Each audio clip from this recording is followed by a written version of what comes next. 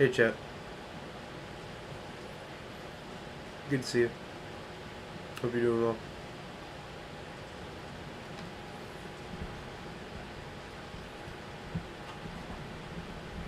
I'm gonna center my webcam. Oh well, what are you gonna do?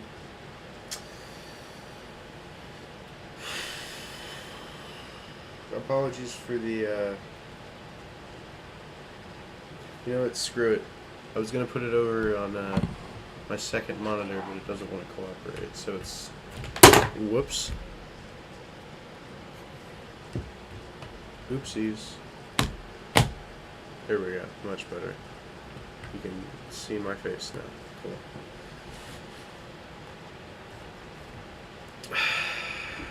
You sound like a disappointed father.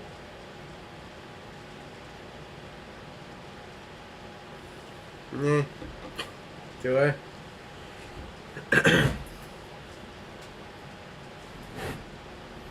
Eric, go to bed. If you need to go to bed, go to bed. I don't want to keep you up.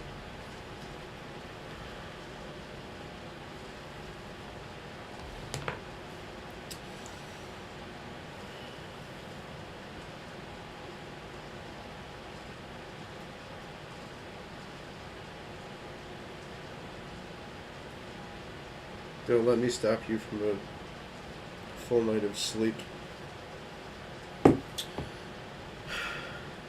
Man, the focus is really not good. I'm going to turn the light on.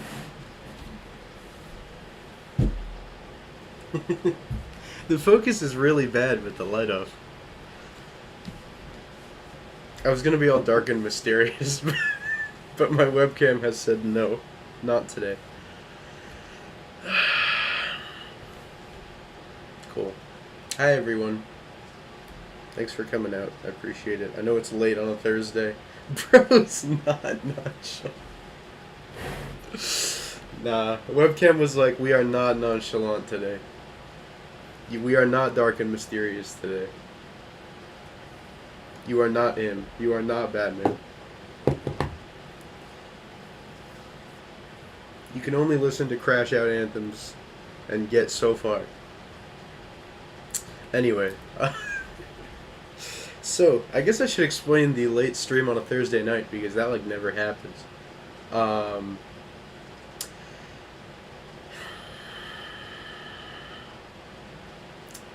into things do I want to go? That's the question, is how much yapping do I want to do? I also want to get my glasses. I look weird without my glasses on.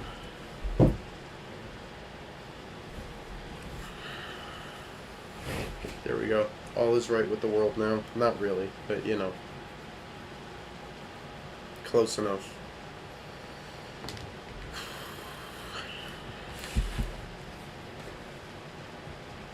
Yeah, I feel like there's no tomorrow. I don't even really know where to start. That's the thing. I don't really have a place to start. It's been a difficult couple of weeks for me. I could extend that to probably years at this point, but we won't go there, at least not yet.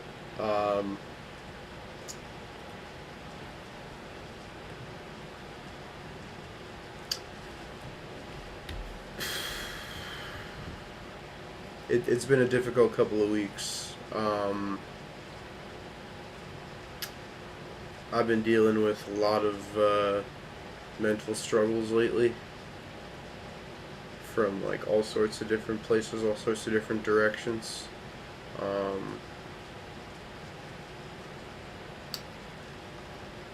See, I don't want to get like all depressing, because I feel like I try to keep my channel like upbeat, and I don't want to just vent about my problems, but like I kind of started this so I could get some kind of social interaction, because I feel like that's what I need right now. It's a particularly tough evening, mentally. I don't even know how to like segue any of this.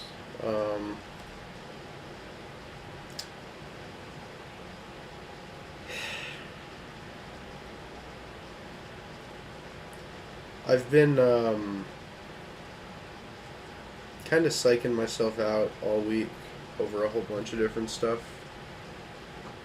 and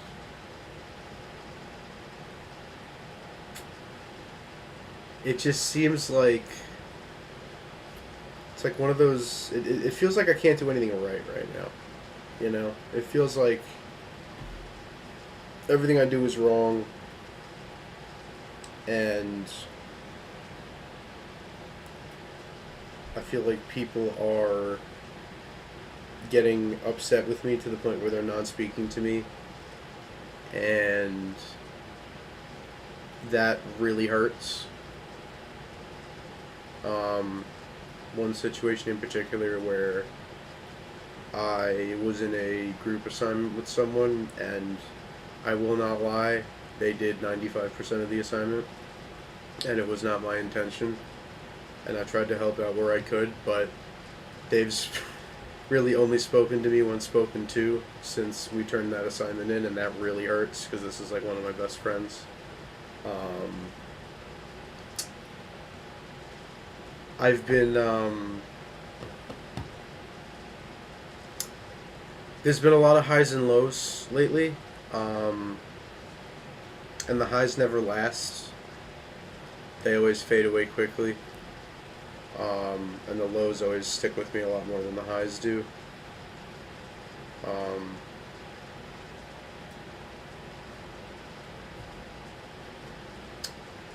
And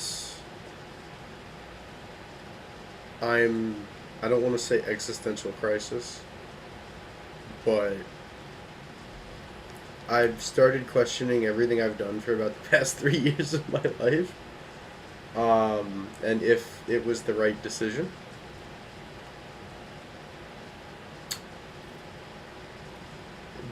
Due to a variety of factors,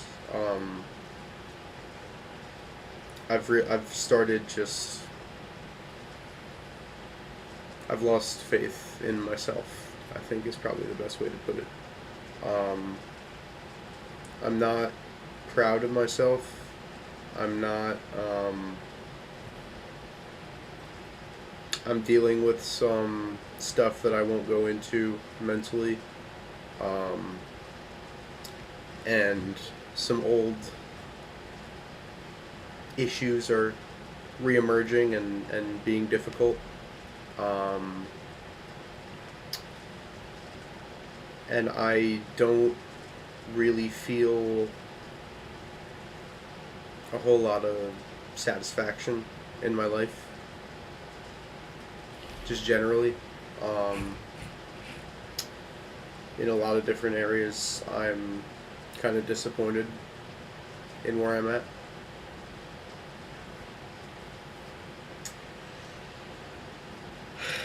And in the areas where I'm trying to make progress and I'm putting effort in, I feel like it's not getting me anywhere. And it's really disappointing, and it's hurting me a lot. And like I said, I'm kind of questioning, everything I've done for the past 3 years and what the point was.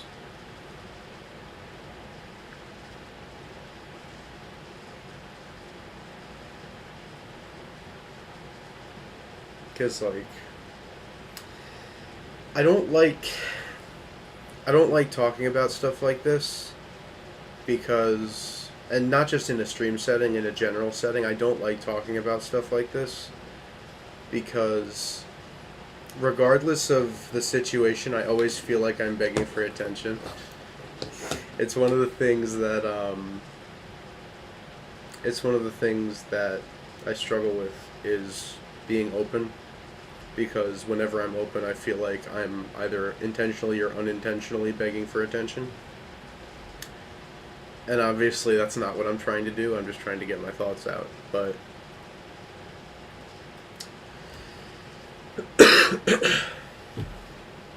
it's hard to describe exactly where I'm at right now. It's like this no man's land of like floating in the abyss, and I don't really have a direction. I don't really have anything to cling on to. It's just sort of kind of feel numb. I don't really feel joy. And the moments I do feel joy, it's very fleeting. Like I said, I don't really feel a lot of pride or like satisfaction in my life. Yeah, I don't feel like what I'm doing is making me better or putting me in a better position to do life. I feel like for a long time I've just been kind of going and expecting. Sorry, that's the alarm for me to go pick up my laundry.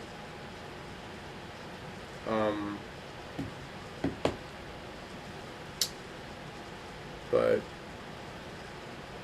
it just again, it's hard to describe exactly, but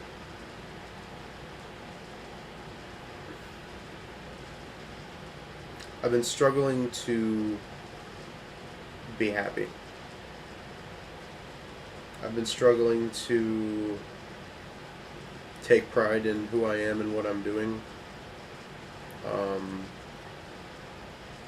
I've been struggling to find motivation to do pretty much anything. I've got to kind of force myself to do stuff because I know that if I don't, it's never going to get done.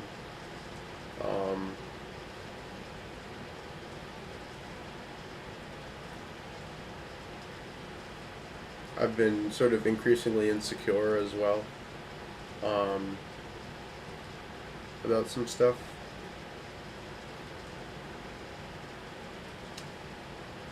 And I'm just sort of...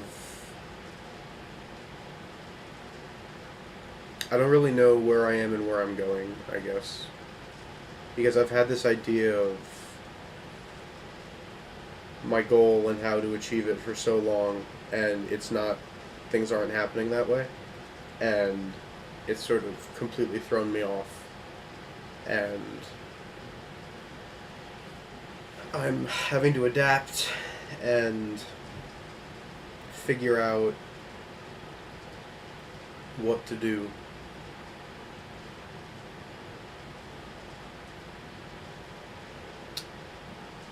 I'm explaining this terribly. It's hard to exactly put into words. It's like I'm not really enjoying life. Like, I don't find a tremendous amount of joy in most of the things that I do. The main sources of joy I have are social interaction with my friends and my family. And I do appreciate those moments. But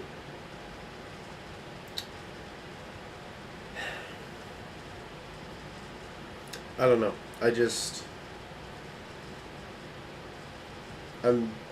I'm struggling to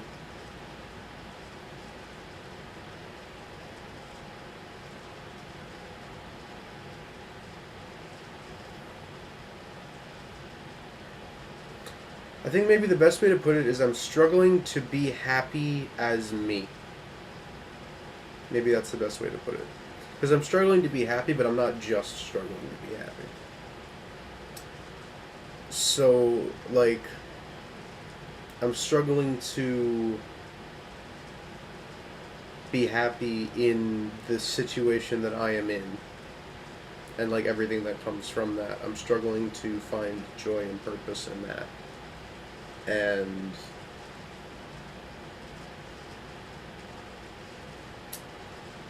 again, I hate talking about stuff like this because my brain just tells me I'm begging for attention. But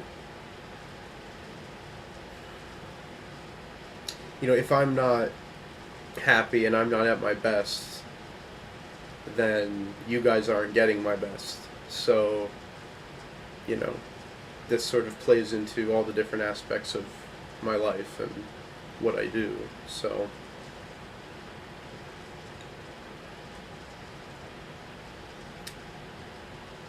it's hard to explain. It really is. But like, I don't know. I've just had so much on my mind, and so much that's been scaring me. I'm just gonna say it. Not worrying me, scaring me. Um, and it's difficult not seeing your hard work pay off. You know, it's difficult when you're, maybe this is the best way to put it, when everyone around you is telling you that you're doing everything right, and they're so proud of you and you're doing great, but you physically cannot feel that for yourself. That's probably the best explanation of where I'm at right now. Because I have all different people telling me, you're doing great, you know, you're accomplishing this, this, and this, we're so proud of you, you know, keep it up, you're doing great. And it's like, gosh, how much I want to believe that. But for whatever reason, I just can't internalize it. I don't fully know why, but I can't. It's not that I don't appreciate hearing that from other people, I do, but I just can't.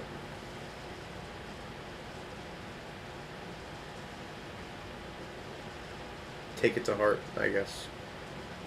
Like, I believe that other people are proud of me, and that they love me, and that in their eyes I'm doing good. But I guess my situation is sort of giving me a different story, so it's hard to believe that that's actually what's going on. Because if I have, like, people telling me one thing, and then my situation is telling me another thing, then I don't really know what to believe. And I'm conflicted, and I don't know whether to keep doing what I'm doing or to change what I'm doing. So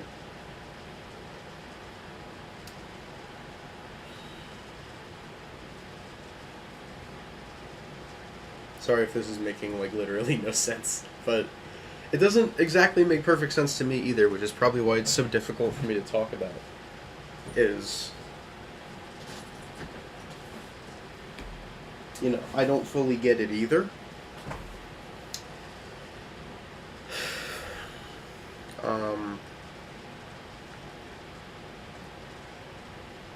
I mean, I could rattle off the stuff that's been bothering me lately, but nobody wants to hear that. Heck, I don't want to hear that.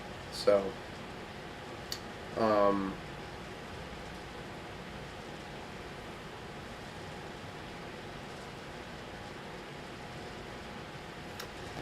I'm just sort of doing for the sake of doing right now. Like, I'm doing and going along with, you know, school and life because I don't know what else to do. Because I don't see anything else that's worth my time or effort, so I just figure, just keep going. Because what else am I going to do? Give up? Stop going to class and doing work and watch my grades plummet? No. But, like, I don't have a driving force that's motivating me to do anything. It's sort of more of a, this is how I've always done it, what the heck else am I going to do? I might as well keep going. But I don't really have an end goal that's motivating me to do this. You know, for a long time it's been, you know, getting a good job. I could make a whole stream on how painful the job application process has been over the past year, because it has been brutally painful. But that doesn't change the fact that I still don't have a job offer, you know?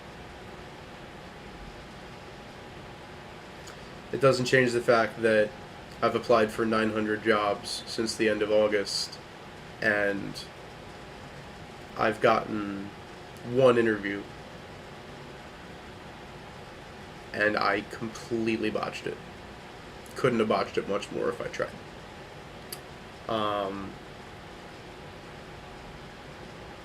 It doesn't change the fact that even the companies that have gotten back to me for the most part have either rejected me or ghosted me up to this point.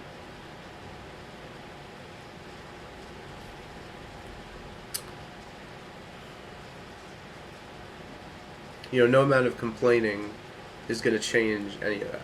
And that's one of the big lessons I've learned in college is you can complain about a situation all you want, but no amount of complaining is going to change anything. For the most part. If you have a very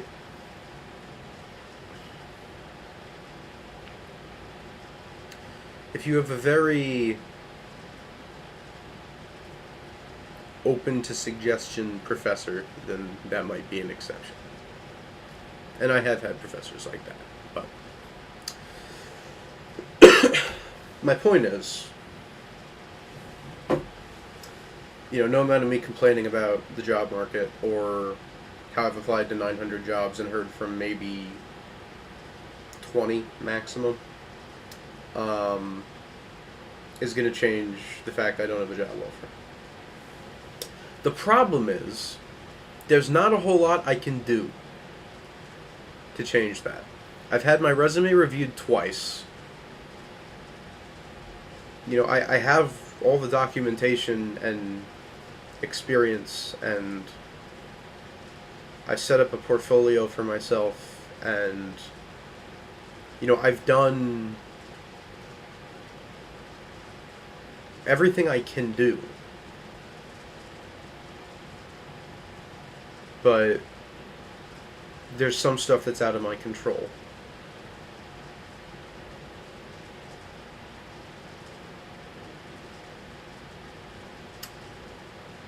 I'm starting to realize that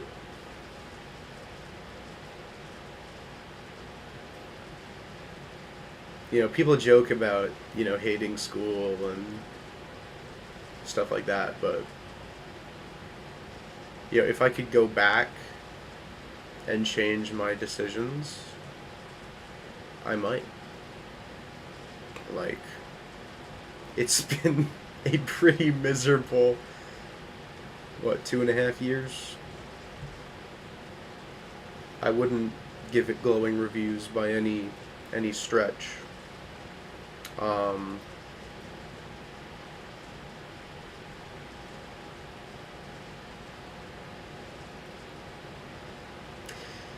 In fact, I made a whole video about that on my second channel a while back. That was the first full-on video I posted to my second channel.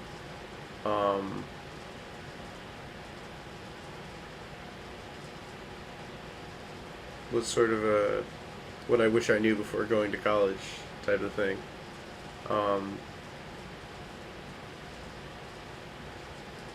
And there, I've spilled the big secret I've been debating whether or not I should share for a while.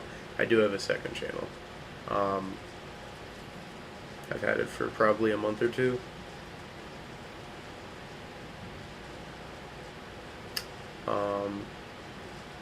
Only the one video up right now because I've been busy. But, I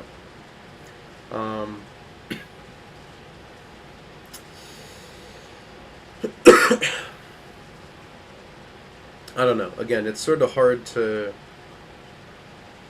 hammer down exactly how I'm feeling, but it's not good. And of course, I don't want to, push this on to anybody else, but it's just sort of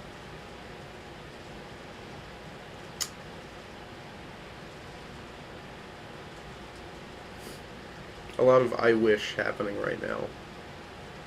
I wish I had what this person had. I wish I was happy. I wish I had a job. I wish things weren't this way. A lot of I wish, but none of that changes the existing situation that I have to deal with, because that's not how things are. But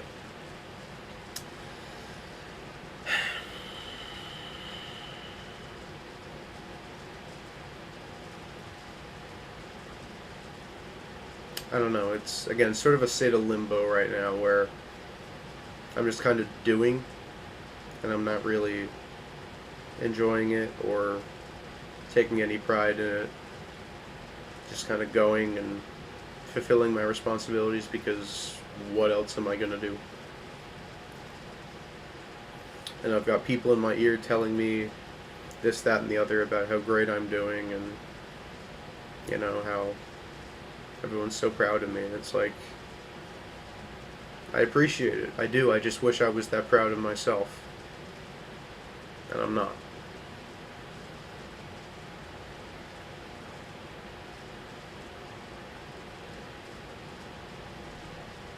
Not even like a little bit.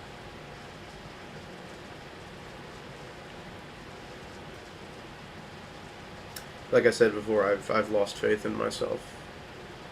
That's probably the root of a lot of this, is I've completely lost faith in myself.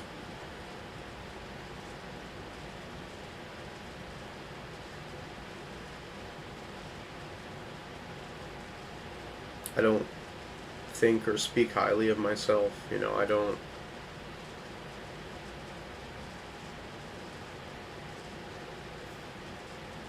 view myself in high esteem or even equal esteem with anyone else. I view myself as inferior. Um, and I know that it's not good, and I know that's not healthy, but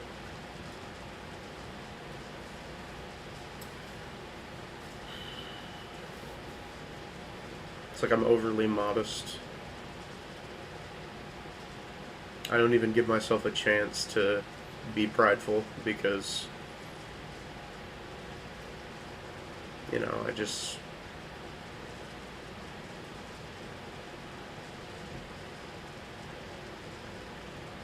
feel like I don't offer what other people do to things I'm involved in.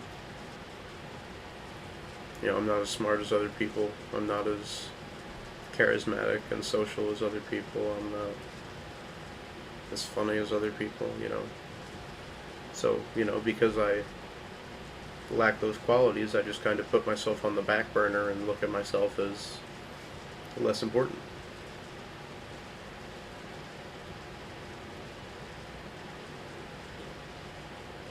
And in personal life, it's the same thing. Like, it's bad when you're practicing self care not because you want to, but because other people are telling you to. And you don't want to let them down and disappoint them. And that's why you're practicing self care. That's not good.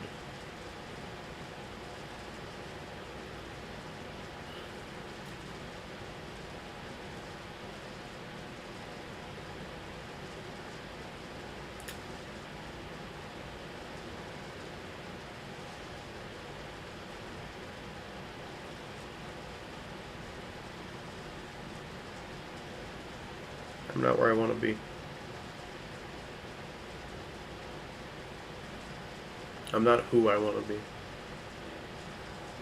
I mean, just look at me. Looking at myself in the camera, like, I'm not who I want to be.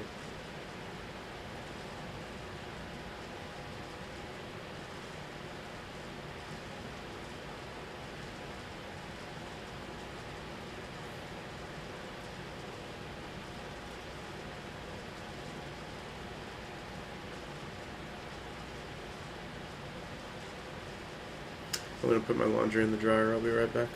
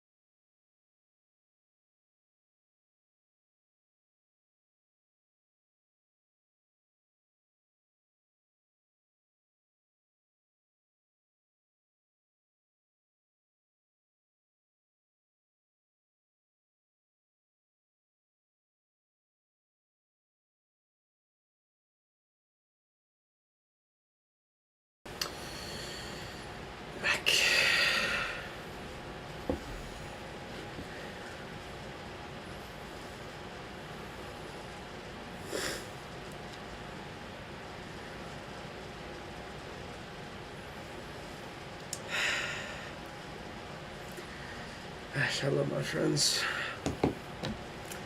I love my friends.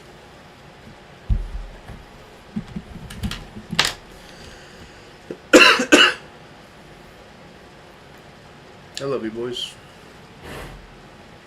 That ain't never gonna change. I can tell you that for free.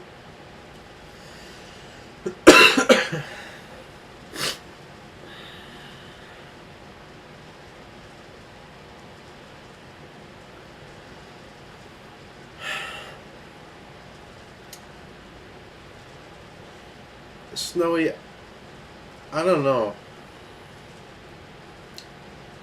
So, like, the thing is, I feel like if I set a goal and then I don't meet the goal, I'm just going to feel worse. So it's like, do I want to set a goal? Yes. But at the same time,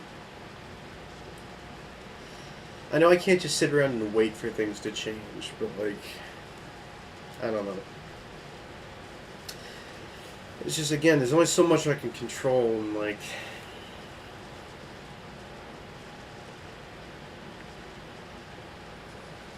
I just feel like, yeah, Gingy, that's fine. Discord's fine.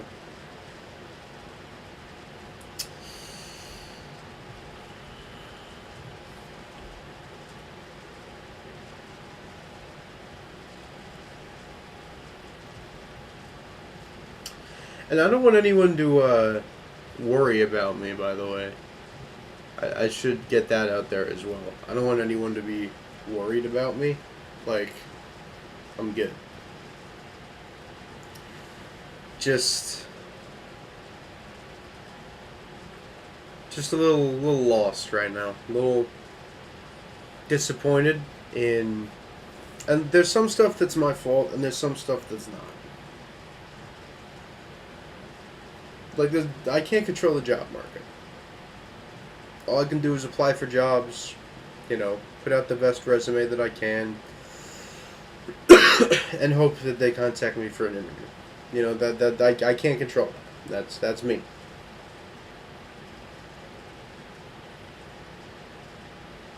But, like, just feels like there's a lot of stuff compounding to be this big weight on me right now that's hard to shake off. And I could yap about this forever, but I'm not where I want to be. And some of it's my fault and some of it's not my fault. You know, it's like, let me get my water.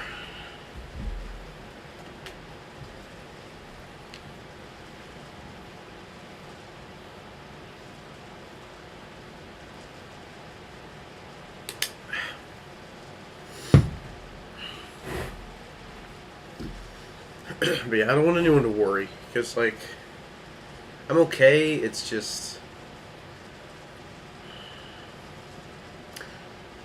I need a better way to describe this, man, because it makes no sense.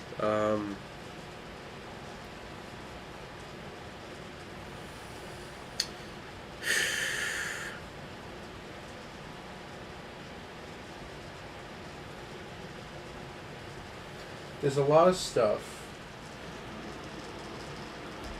that isn't how I want it to be right now. And some of it is my fault, and some of it is not my fault. And I'm just kind of...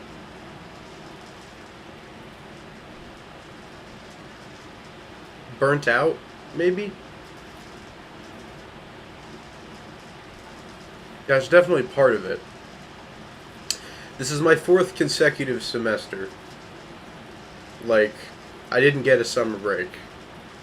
So I've done fall, spring, summer, fall. So this is my 4th consecutive semester in school without a extended break. So I am absolutely burnt out. Without question, I'm burnt out.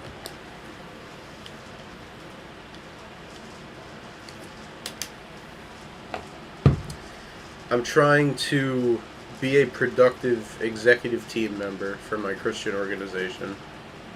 Um,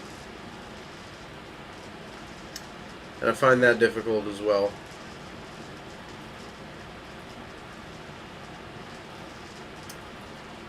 Because I can't help but feel like I'm doing a bad job at my job.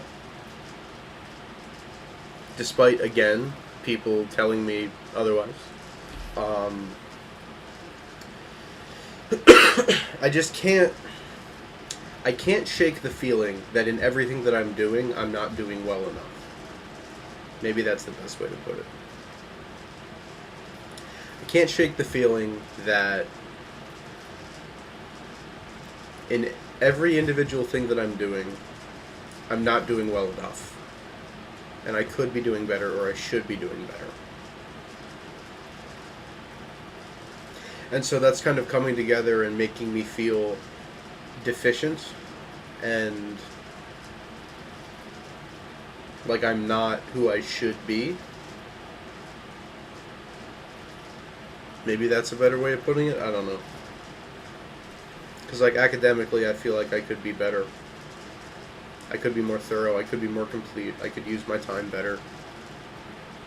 I could stop being so lazy. You know, relationship-wise, I wonder why I don't have a girlfriend, and then I lock myself in my room most of the day. And even in the social interaction I do have, most of the time I just kind of exist by myself.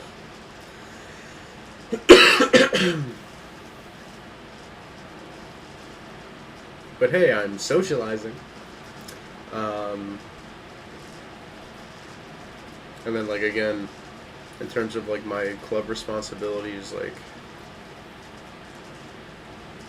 I feel like I don't do well enough.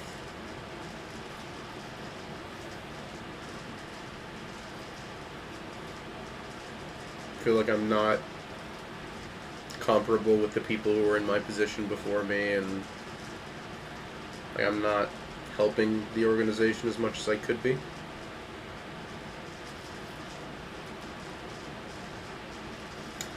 I just feel like, I guess generally, I feel like the people around me are more important to whatever situation we're a part of than I am. Like, I feel like the people around me in my Christian group are more essential to the group than I am. And that, things wouldn't really change too much if I just wasn't there.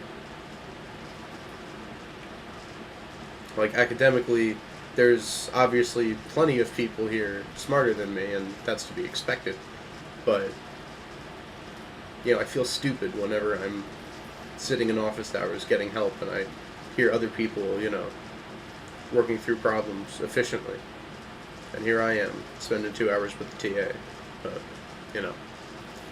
I just feel inferior in, like, every way. Like, I'm not who I could be in total as a person.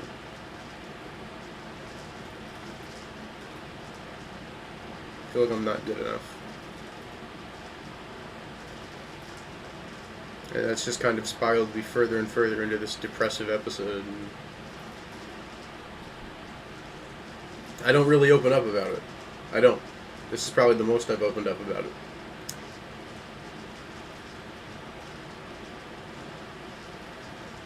I don't open up about this because I don't want to dump my problems on other people, and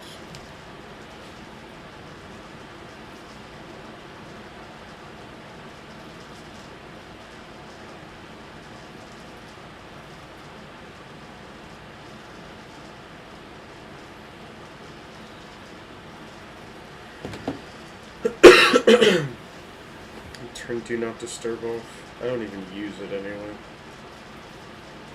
I don't want to do that.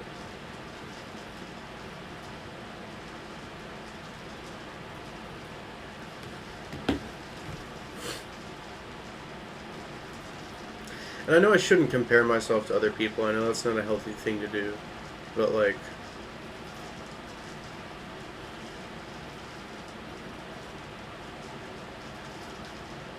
can't help it. I can't help but feel like I'm worse than the people around me. And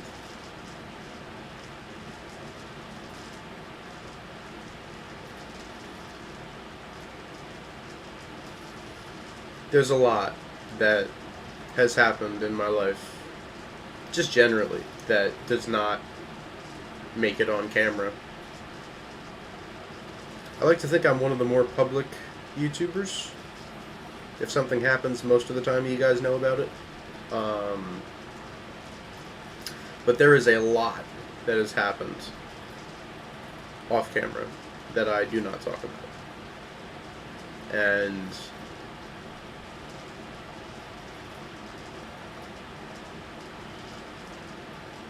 even when I make progress, it feels like it's so brief. The joy I feel is so brief, and then it's back to the slums again.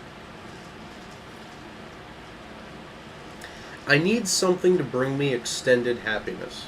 That's what I'm looking for. I'm looking for something that will bring me extended happiness and make me feel okay.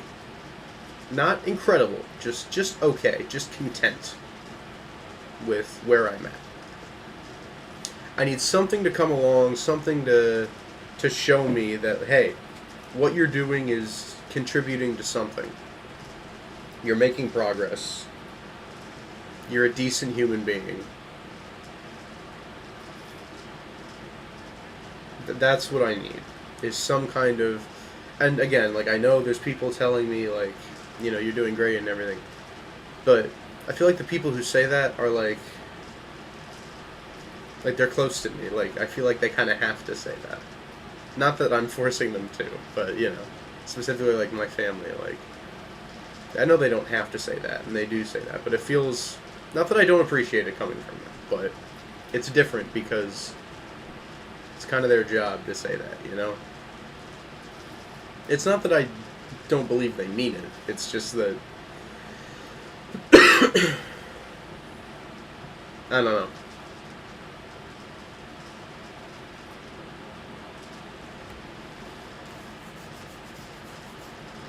Saying I don't know a lot. Maybe I don't know. Sounds like I don't know. Anyway. I don't mean to drag you guys into this, I just... I've been thinking about making a video like this for a while, actually. I think I mentioned it at the end of my last stream. I don't know if this video's ever going to get made, so I'm just going to go ahead and spout about it, because I thought it would have been cool, but nobody would have understood it, so... Basically, the whole premise of the video is... my camera happens to be on, and I'm out of my room, and... how do I describe this without sounding like I'm insane? So I've got this, like... dream version of myself, like me if I was perfect and didn't have all of the flaws that I have, actually, that I've been like developing in my head since the age of 8. And basically that version of me with a very specific fit, because it's my fit, because I chose it and it's mine, he kind of walks into the room and is like, wow, you're paying $80,000 a year and you can't afford a room larger than this, or, you know, some sarcastic comment to break the ice and start the video. And then he turns and he sees that the camera's on. He's like, oh wow, you're still doing this whole YouTube thing, huh? Because basically, gosh, there's so much lore behind this that I couldn't even begin to, like, describe it. So this perfect version of me is also a YouTuber and, you know, blah blah blah. But basically, it's a younger me. It's supposed to be a younger version of me who kind of takes a look at where I am in my life compared to, you know, when I was full of childlike whimsy and imagining all these crazy fantasy scenarios and, you know, this perfect version of myself. And so he's like, oh, yeah, I'm still doing YouTube, blah, blah, blah. And then he's something along the lines of like, well, guess I'll record a message for current day me, because, you know, why not? The camera's on, right? And so it was basically going to, you know, ask about, you know, how's this? Do you still do this? Blah, blah, blah. Same kind of, like, you know those videos YouTubers put out where it's like, hello, me in 5 years? That's essentially what it was going to be, with like a slightly different spin, because it's not actually me. It's like a... it's like my Ghost of Christmas Past, if you will. It's like who I wish I was combined with like a younger version of me. It's like the ideal version of me I had in my brain when I was younger. I don't know, something like that. And so, you know, he just kind of leaves like a video message and is like, yo, you know, you still do this, what's going on here? Blah, blah, blah, blah, blah. Do you still talk to this person? That kind of stuff. And then the kicker is the last thing he asks is, you know, did you make mom and dad proud? And that's why I thought this video was going to be so good, from my perspective. Nobody else would have understood it. And that was totally fine by me. But I was going to end the video with, you know, did you make mom and dad proud? Because there are very few things in my life that I have ever wanted more than making my parents proud. And it might seem like no duh, like that's a pretty common thing, but like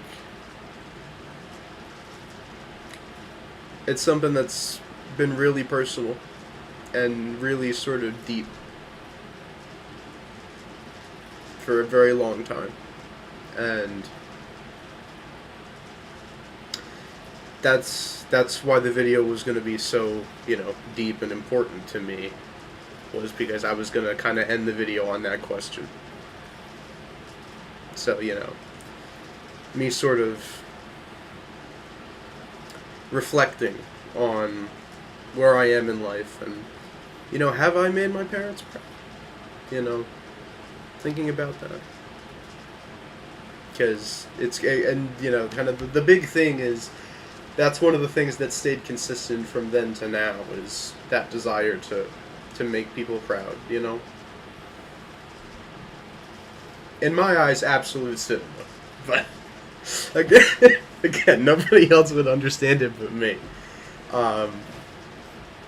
Me and the two people who... Now, I've never gone over the fit, so nobody would understand. Nobody would understand. But yeah, I was gonna make that into a video, and just sort of do a spin on a hello me in 5 years type of thing, and then end the video with asking, you know, am I making my parents proud? And you know, then it's supposed to get all deep and emotional, and the video's supposed to end, and I keep getting close to recording it, and then I'm just like, something else comes up. But, yeah. And I know that I do. Because they tell me that I do. I don't doubt that I do make them proud. I know that. I know I make them proud. I just wish I was as proud of myself as they are of me. I think that's where the discrepancy is. I think that's where a lot of this is coming from. Is I don't see myself the way other people do. I don't see myself the way God does. I prayed about this a couple weekends ago. I was on a retreat, and this is one of the things that came to me is, you know, This is where all the things started to click into place for me. Was I'm not really nice to myself. You know, I don't really have faith in myself anymore. You know, I've lost it. And I want to start seeing myself differently, because I know that the way I see myself is not good. And it's not the way other people see me.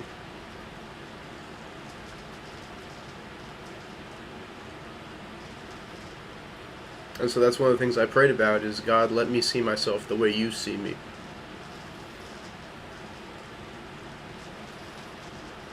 That's really all I want. Because if I can do that, then I have nothing to be upset about. Because I know how God sees me, same way he sees everybody. I know how God sees me. And I know God loves me. I don't doubt that for a second.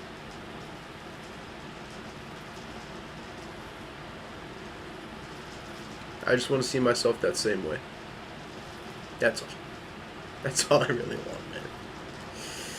And I know that's all, you know, down and depressing and blah, blah, blah. But,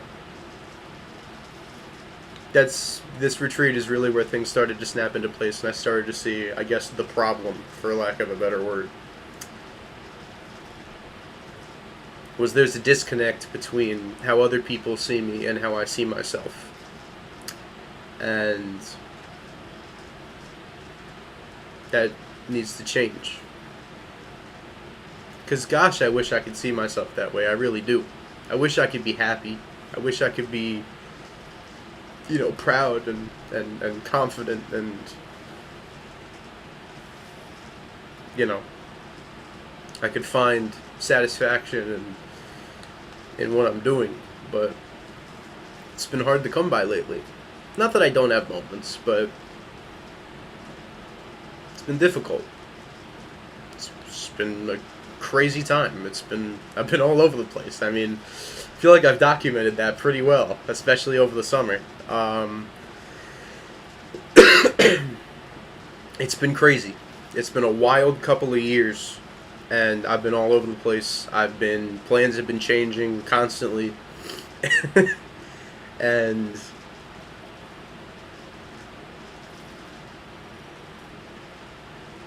I think I've lost sight of me and who I am and what makes me happy.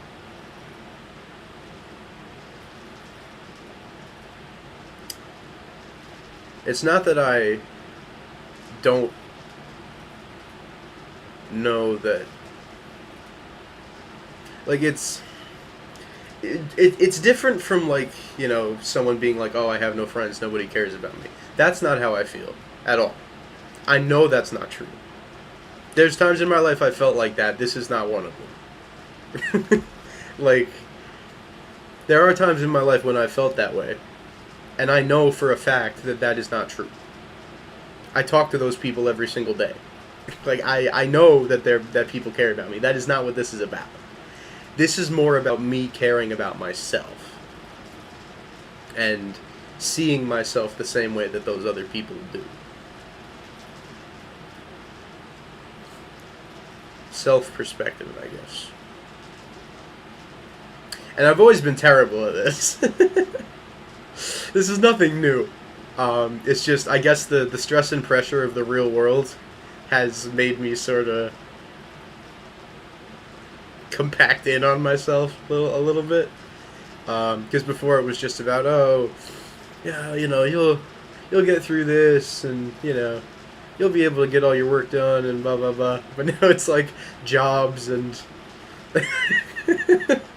jobs and career path and difficult classes and social relationships and blah, blah, blah. And it's a little bit more intense than...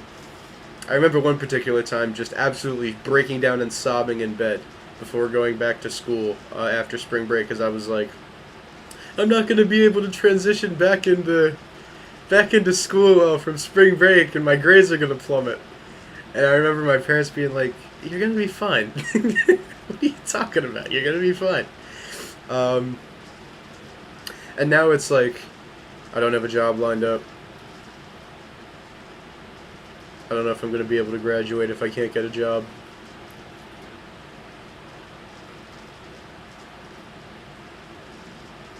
I'm socializing, but am I really socializing? I have no motivation or sense of direction. I have no idea why I'm doing what I'm doing. A little bit more intense. But, yeah, it's nothing new. Me not having faith and confidence in myself. It's nothing new. It's just something that I've come to realize and recognize a bit more because of the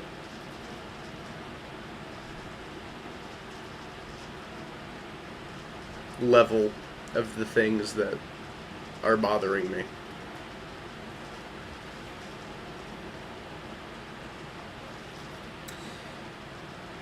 But, I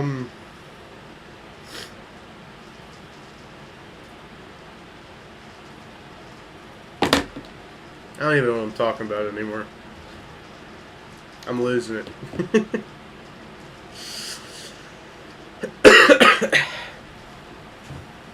Appreciate y'all listening to me yap. I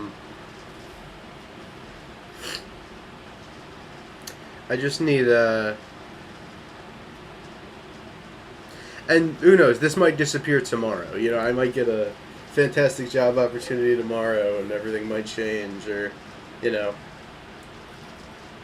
something might magically change and all of a sudden things look a lot different. I don't know. I don't know God's plan for me. I don't claim to know it. I know He's got one. Of that I have no doubt. And it's funny, because I still feel that way. And it's sort of... I felt that way over the summer, too. Because I've made it known how the way my summer went was not the way I planned it. And I kind of felt the same way going into the summer. Like, I knew that I was going to be able to get through it because God had a plan for me. It was just the intermediary period. The period of actually doing the stuff to get to the end goal that I feared. And I guess it's kind of the same thing here. It's like, does God have a plan for me? Absolutely. I know He does. I don't doubt that for a second. He's got something lined up. Don't know what it's going to be, but He's got something lined up for me. I don't doubt that for a second. But it's more of the process of getting there that's freaking me out. And I guess my worry of, am I making the right decisions to go down that path? Like, did I pick the right school? Did I pick the right major? Am I applying for the right jobs? Am I not applying for jobs I should be applying for? You know, did I put together my resume the right way? Did I submit the right documents? Am I presenting myself in the right way? That kind of stuff. You know, it's, am I doing something that is pushing me down a path that is not God's path for me? That's one of my big, you know, fears and concerns. Is like, am I doing the right thing? Am I approaching things the right way? Am I putting time and effort into the right things and putting enough time and effort into the right things and that kind of stuff? It's just a lot of unknowns right now, and a lot of, as I'm growing older, a lot of stuff that used to not bother me as much is starting to bother me more. Like, I have a friend who's getting married within next few years. It's a little down the road, but he's, you know, shared with me that he's planning on proposing and getting married. And first of all, that hit me like a truck. I was like, I'm sorry, what? But no shade, by the way. God bless him. You know, but it's got me thinking about, like, you know, I want to get married someday. And I want to have two beautiful kids, and I want to have a son, and I want to have a daughter, and I want to throw the football around in the backyard with my son, and I want to go to daddy-daughter dances with my daughter. And I've got this beautiful picture in my head of exactly what I want. And then I think, oh shoot, I gotta like get married to do that. Oh shoot, I gotta like get engaged to do that. Oh shoot, I gotta be in a relationship to do that. Oh shoot, I gotta leave my room and talk to women to do that. Ah, crap, there's the problem. You know, it's like, I'm recognizing that, and again, I understand that, you know, it's not an end-all be-all that I need to be married in the next 5 years or whatever. I understand that. I'm just saying, like, and again, maybe this is me comparing myself to other people too much, but, you know, you hear of, like, you know, college relationships and, you know, people meeting their future partner in college and blah blah blah and that kind of stuff, and it's like, it seems so simple. It seems so simple. Unless you're me, because I have crippling social anxiety and an inability to talk to women. And I know people joke about that online, oh blah blah blah, I'm scared of women. Like, I'm it's not a joke. It's not a joke for me. That's the problem. It's like, I legitimately have serious social issues, especially when it comes to talking to women. Like, I am, like, clammy hands, you know, trembling legs, voice cracks, like, that's me. in that type of situation, you know? And, like, I feel like that's, and it's not even necessarily that I've, you know, just decided that that's how I am. Like, I do have experience. I've had situations. I've been in relationships. You know, I've had experience, and it's just made me feel so inadequate with how those situations have gone. You know, it's made me feel so, yeah, inadequate. I think that's probably the word. It's made me feel like I'm not dateable, I guess. You know, like, I'm not someone who someone else would look at and be like, dang, he's attractive, he's got his life together, he's a Christian. You know, I'd really like to get to know this guy. You know, I don't see myself that way, you know? I feel like nobody else, well, not nobody else, but, you know, my peers, I feel like they don't see me that way either. And I mean, it's easy to say, oh, well, if you don't see yourself that way, how can you expect somebody else to? But, like, I don't know, man. I don't know. I'm harder on myself than anyone. And I don't think that's even close. And I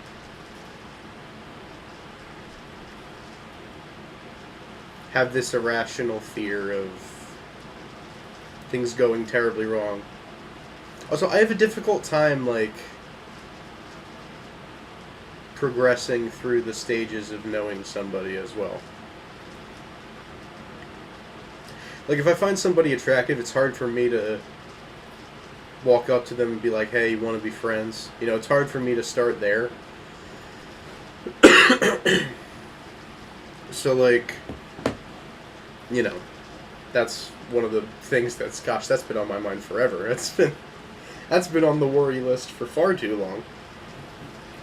But, yeah, you know, I do want to get married. I do want to have children. I do want to raise a family. I do want to, you know, I want to do that with my life. It's something I want to do. You know, it's on my heart. It's something that I feel very strongly about. And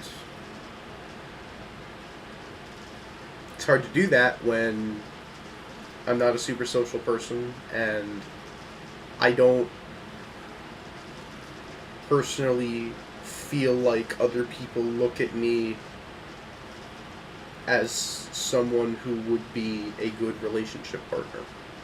So that's obviously not good. That's obviously a problem.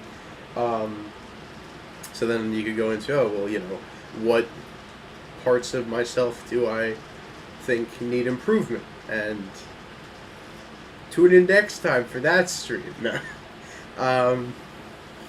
And of course I could nitpick everything wrong with myself, and, it's just what it is. But, I've always struggled with confidence. I think that's probably one of the bigger things. I've struggled with confidence. I still do. As evident in what I've been talking about for the entire stream. I struggle with confidence a lot. I don't find myself particularly attractive. I'm not good socially. That's not me saying I'm bad socially. That's me knowing that unless I am good friends with you, I am going to be a complete disaster socializing with you. Male or female, but especially female. Like, I can be a goofball and screw around and have fun with people I know well, but it is a miracle if I get to that point with somebody where I know them well and I can goof around with them. So if I can do that and goof around with you, congratulations. You are in my inner circle, and I love and trust you very much. Because it's very difficult for me to get to that level with people. It is extremely difficult for me to get to that level.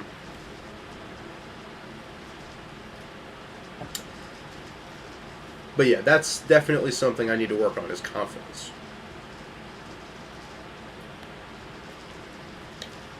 And I can't grow in confidence from other people telling me, oh, you're great, you're this, you're that, because it doesn't work. As is evident by the fact that there are people telling me how proud they are of me and how great I am, and the fact that I don't look at myself that way. So that doesn't work. It's not that I don't appreciate it, it's just that I don't internalize it. So there's got to be some way for me to, like, unbiased, say with certainty, like, dang, I'm a pretty sweet guy. And, if I look at myself in the mirror, I don't really... I mean, there's days where I'm like, dang, the fit is hard today. Like the other day, it was like jeans and like a cream-colored shirt. Fit went hard. And I could look at myself in the in the mirror and say, dang, that fit goes hard, we look good today. Like, I can do that. When the hair's on point, and the beard's just starting to grow in a little bit. You got the scruff, but it's not too long. And the fit goes hard. Like, on those days, I can be like, fit goes hard, we look good today. But, not every day. Some days are better than others. And there's sometimes where I'm like, dang, I look fat today. And observation, So, there's a level of confidence I need to work on as well. But it's like it's like weird, because like I want other people to like me, but I don't like myself, so it's like kind of, it doesn't make a whole lot of sense, And I know it doesn't make sense, and that, it'd make more sense if I... And the thing is, like, I can very clearly picture myself liking myself. Like that ideal version of myself that I've mentioned before. But, like, I need to come to terms with the fact that I am not that ideal version of myself, and that I need to be okay with and confident in the version of myself that exists.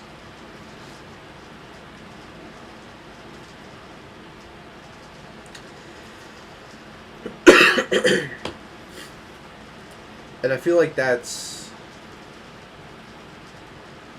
part of what the issue is, kind of.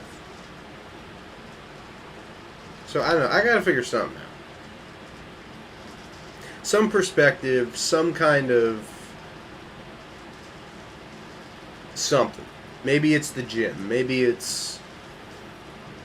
I don't know what it is.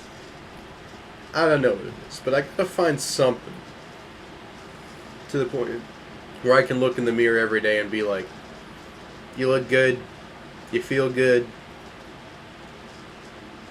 you're doing good, you seem like a pretty swell dude, you know? That's what we need, somehow, some way. And maybe it is the gym, I don't know. Maybe I gotta start going gym again. But, I don't know. Gotta figure something out, though. Because we can't do this forever. I can't take this. And maybe it's just nights as well. I don't do well at night. I've noticed that. Like, I get really depressed at night. I doom scroll and I get really depressed and I don't know what to do with myself. That's one of the reasons I started streaming. It's like, I hit nighttime mode and it's like, ugh. I don't know what to do with myself. I'm depressed. It's just this state of misery where it's like, just, I exist. I don't want to be awake right now, but I also don't want to go to bed because it's too early. What the heck do I do with myself? Like, that's the delicate balance. But yeah, I don't do well with nights. I just don't. I always end up feeling very depressed at night. But... and this is nothing new either. I've discussed this with a therapist. Like this is not new. I wonder if it's seasonal. I haven't really thought about that.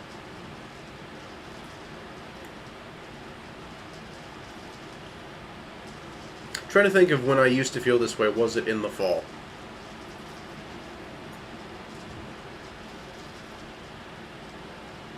I don't remember. But I'd be interested to figure out if this is a seasonal thing. Because I don't remember quite feeling like this over the summer.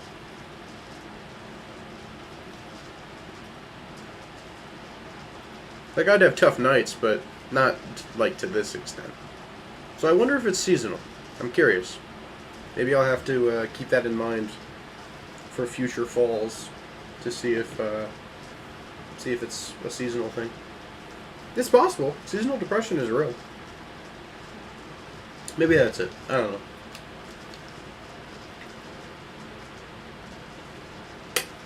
That would take a lot off my shoulders, I'll tell you that. Trying to figure out what the heck is causing it. Maybe. It's possible. Or maybe I'm just burnt out and exhausted. And I reset to default factory settings after like 8 p.m. or something. I don't know. Because I am so burnt out. Like, it's actually unbelievable. Like, it's actually so crazy how burnt out I am. It's not good. It's not good.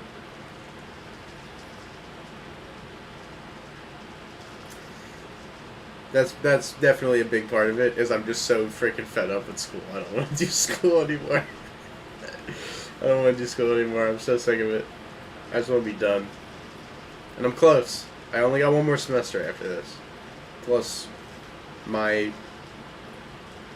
semester away in whatever form that may take.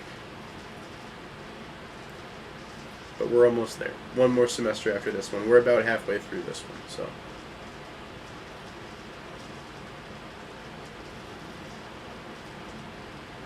Hey, I'm like a month and a half away from being 21. That's pretty cool.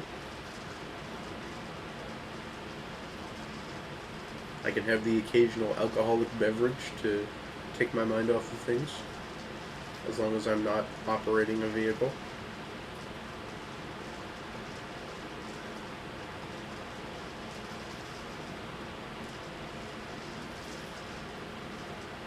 Maybe I just need to reframe my thinking.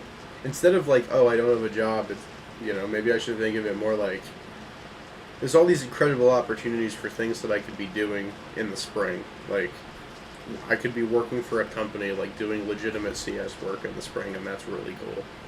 Or I could be at home working on certifications or doing a project or something like that. And that's really cool too.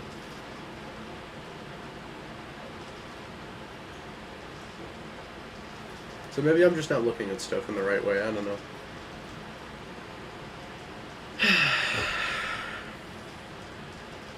Why have I yapped for 80 minutes about nothing? What's wrong with me? I'm sorry. I say I'm sorry, like this isn't my YouTube channel that I've had for 10 years. Over 10 and a half at this point. We're closing in on 11 years, chat, in February. I know it's still a while out, but that's crazy. 11 years in February.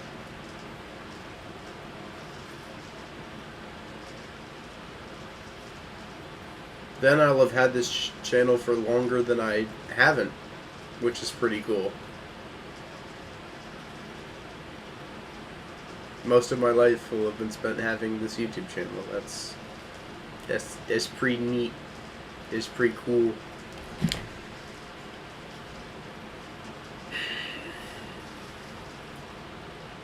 Actually, I don't know if that is pretty cool, because then you look at the numbers and the statistics and you're like, dang, brother, you've had this thing for most of your life and you got 1,800 subs. Step your game up.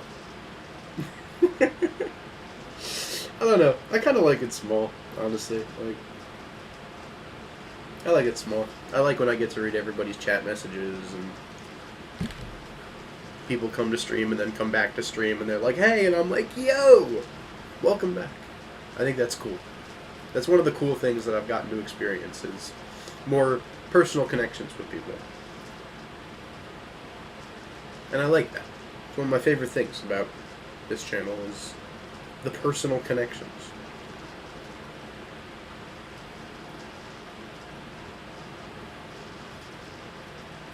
You know, really getting to know people and interacting with people one-on-one instead of having 1,000 messages fly by me every second. But, you know, YouTube's always been more of a hobby than a job for me anyway. But, I mean, if YouTube wanted to pay me a couple grand a month, I wouldn't be upset, but, you know. You know. Anyway, I think I'm going to stop yapping and go grab my laundry now. So, shout out to y'all for listening to me yap. I appreciate y'all. Again, I don't want anyone to be concerned about me. I'm good. I'm fine. Just dealing with some real life stuff and some mental obstacles. But yeah, no, we're good. We're good. I just could just going through a rough patch right now, but we're good. We're alright. I ain't gonna promise no kind of stream schedule, to be honest with you. This weekend is, I won't say off the table, but unlikely. My family's coming up this weekend, and I get to hang out with them, and I am very excited. So I can't promise any streams this weekend, but I would like to be more consistent. Will there be Bible time tonight? Bible time shall be after I escort my laundry from the dryer to my room, because that needs to happen. So I'm gonna go do that.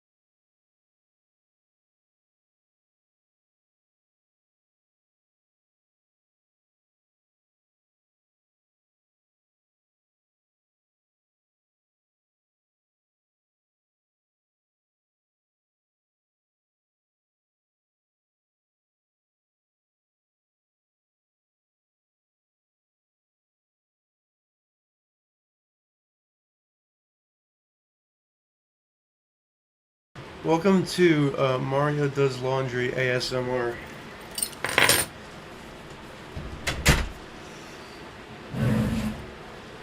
Because that's what's going to be happening. It's just going to be me doing some laundry.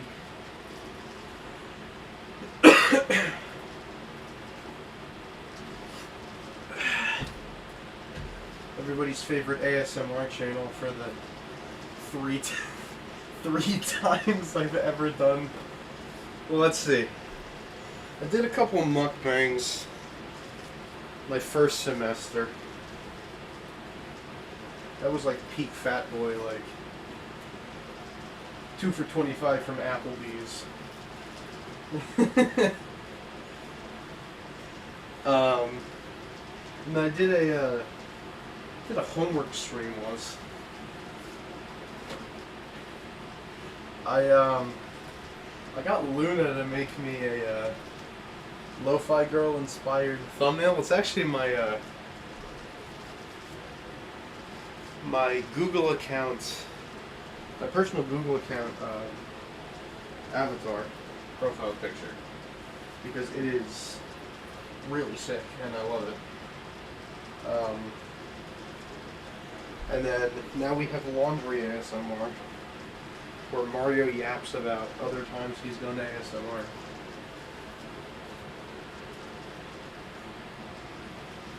Did anybody ask for this? No. Do I care? Absolutely not. You're gonna listen to this ASMR and you are gonna like it.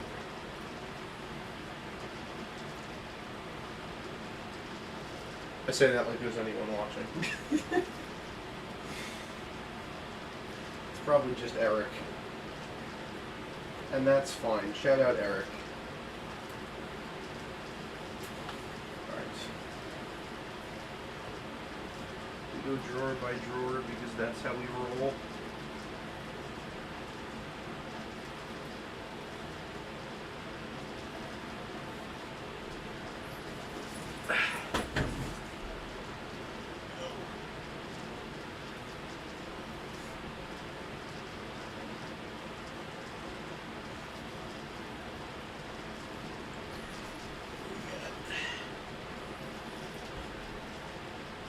I love when I throw my laundry into my suitcase, like, I throw my socks in, folded in backwards.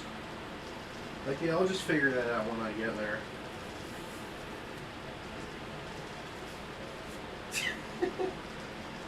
I'm a silly boy. I'm a silly, goofy lad who makes silly, goofy decisions. Alright. This is the first basket of 2, by the way. There's another basket finishing up in the dryer downstairs. So I will be grabbing that one as well. It might be time to switch out the shorts. It's been chilly lately. It might be time to go full snuggly mode. Full long sleeves.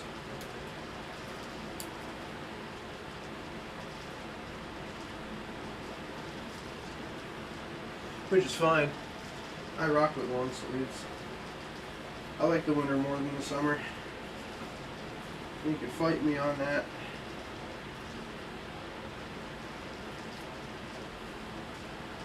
I'd much rather be cold than hot.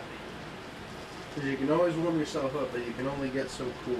You can only take off so many layers. So winter over summer, in my book. Feel free to disagree, drop a dislike, unsubscribe. I can't believe he said that. I can't believe he doesn't like summer more than winter. Who does this guy think he is?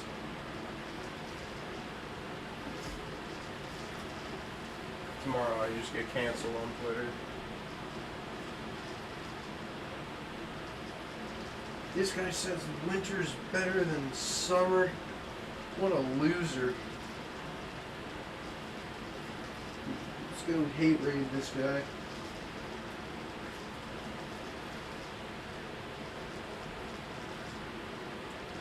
You can tell it's yapping hours, and I've just completely lost any sense of brain at this point. I'm just yapping.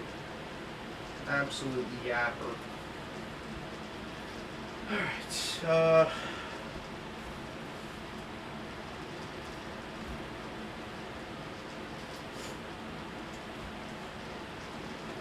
now we gotta figure out what to do.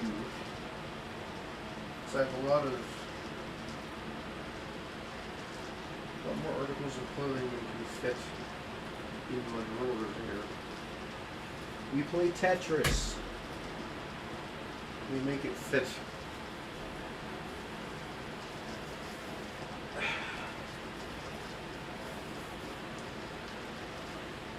And this, ladies and gentlemen, is why I dropped membership prices.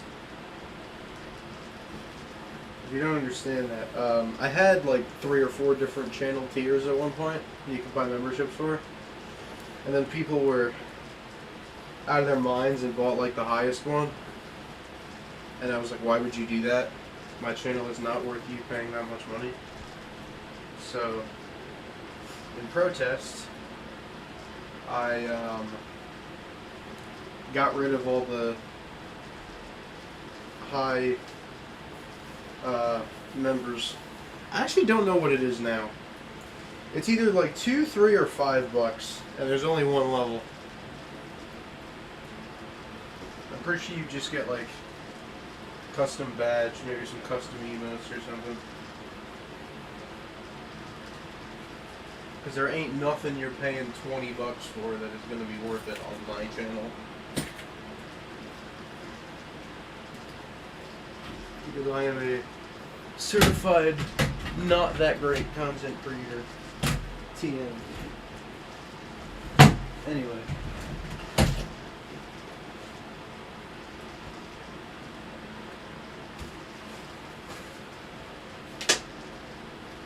Don't know how much use them shorts are going to be getting.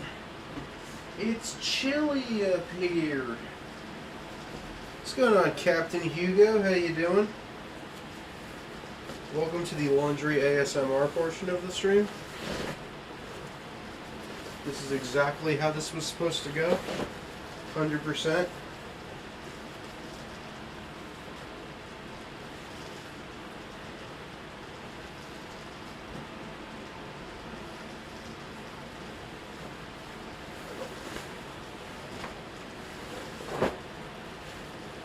Yeah, I'll finish my laundry and then we'll do Bible time. And then I will go honk shoe. Also, are y'all team honk shoe or honk me? I'm curious. This is important information that I must know. Team honk shoe or team honk me?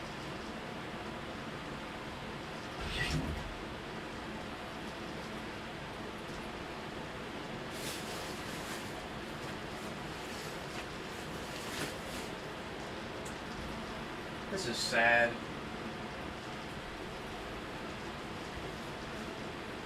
I never actually finish unpacking, like, ever.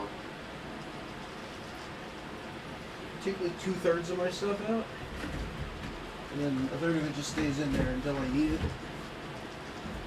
Whenever I go on trips, I just live out of my suitcase. Never unpack.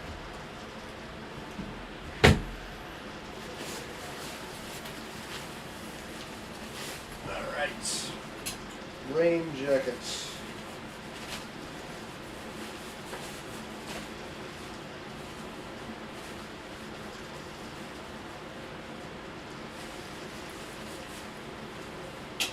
Alright. Time for round 2.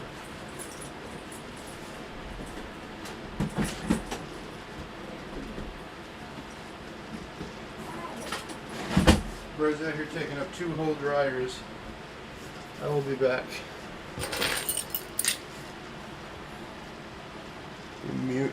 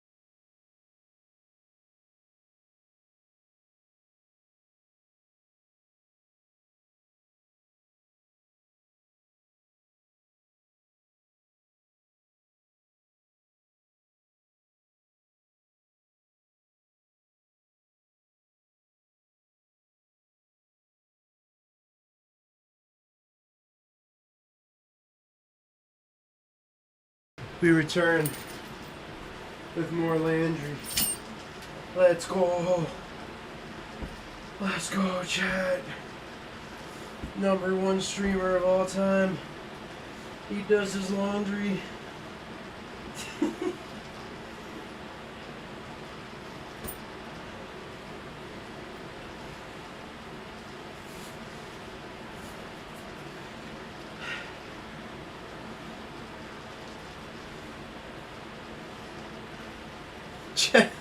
Chad, is this real? I don't know, Chad, is this real? Is bro actually doing his laundry? Live on stream? What a loser. Can't think of content ideas, so he just does his laundry. Unironically, I could think of worse things to stream. Like, legitimately. I can think of worse streams to watch than somebody doing their laundry. And just yapping about whatever. You could do worse.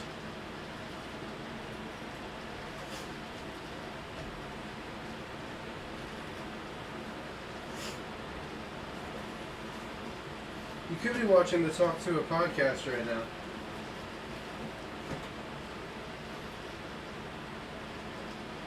But instead, you're indulging in just the finest that YouTube has to offer. Because you valued yourself and your time.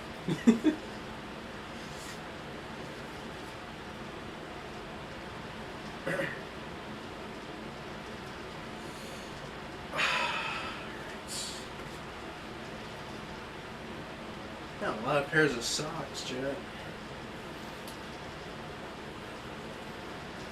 Don't we love it when the dryer doesn't fully dry?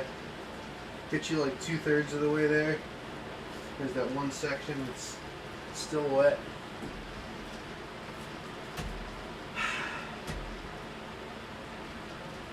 Love that. Love that so much. Hey, all the socks have found a match so far, chat. That's a dub. This is not always the case. Losing socks in the wash is very real. Although this guy might not have a match, actually. Not sure what happened with bro. Maybe he's hiding somewhere. It's possible.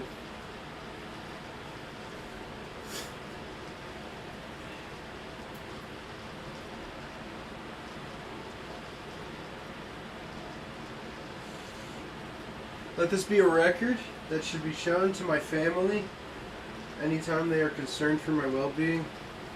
Look, Mom and Dad, I did my laundry. Look at how good human being I am doing. I'm doing so well.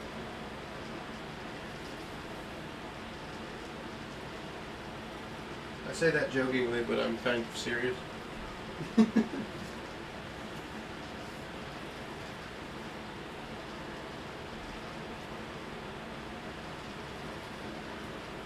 I'm almost half serious.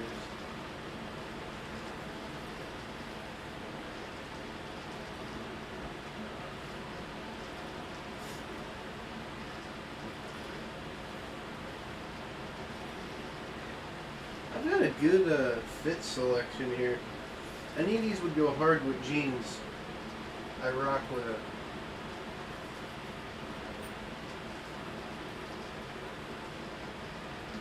The fits do indeed go crazy.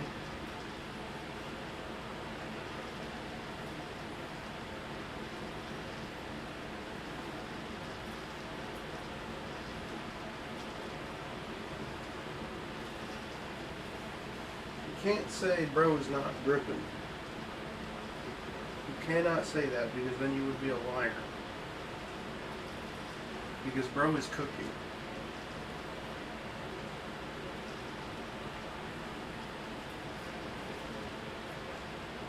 He's slightly autistic, but autism be darned, my boy can rock a fit.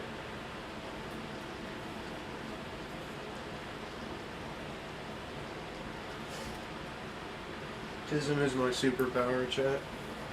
Weaponize your autism today. Don't let nobody tell you it's a disability. Prove them wrong.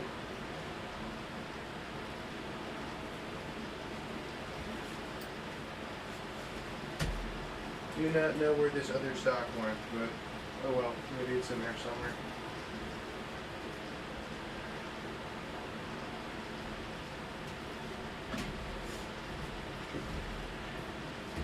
Right. They're in the ass. These go on the sweatpants pile because not all of my pants can fit in the drawer. So we leave them in a pile, out of the way.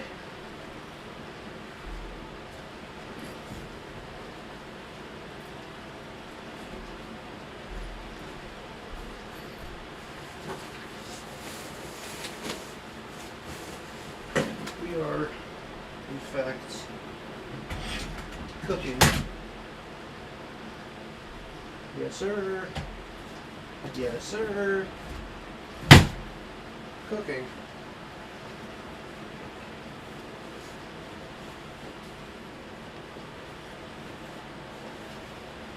Cool. That was one of the really big things I needed to do. Nice. Dub. Alright.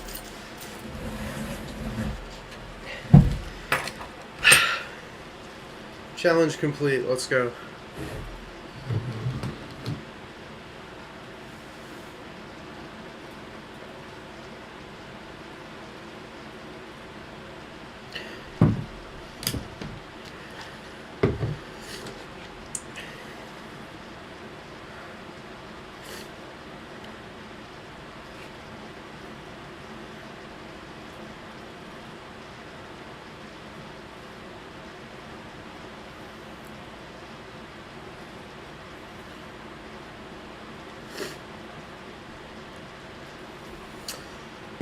Do you have a passage in mind, or can I suggest one? I do not have a specific one in mind. If you would like to suggest one, then go for it. We need a Bible time transition screen, like we used to have for the intermission and stuff.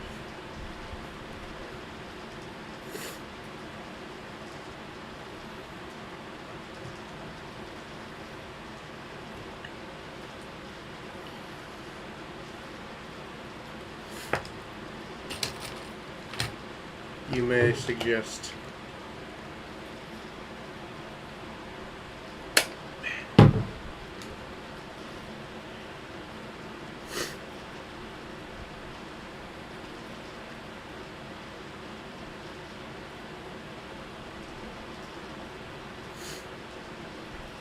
Oof. Mets got slapped. I say that like the Yankees didn't give up a walk-off.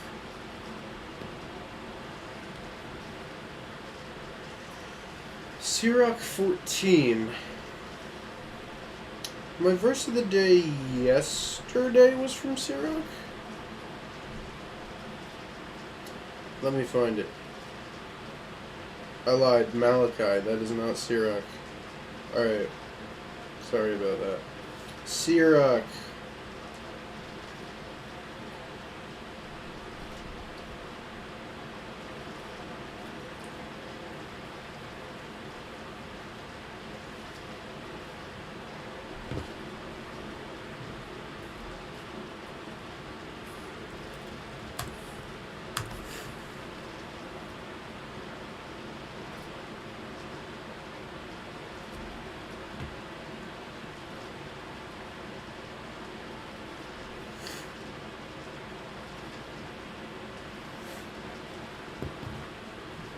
Alright.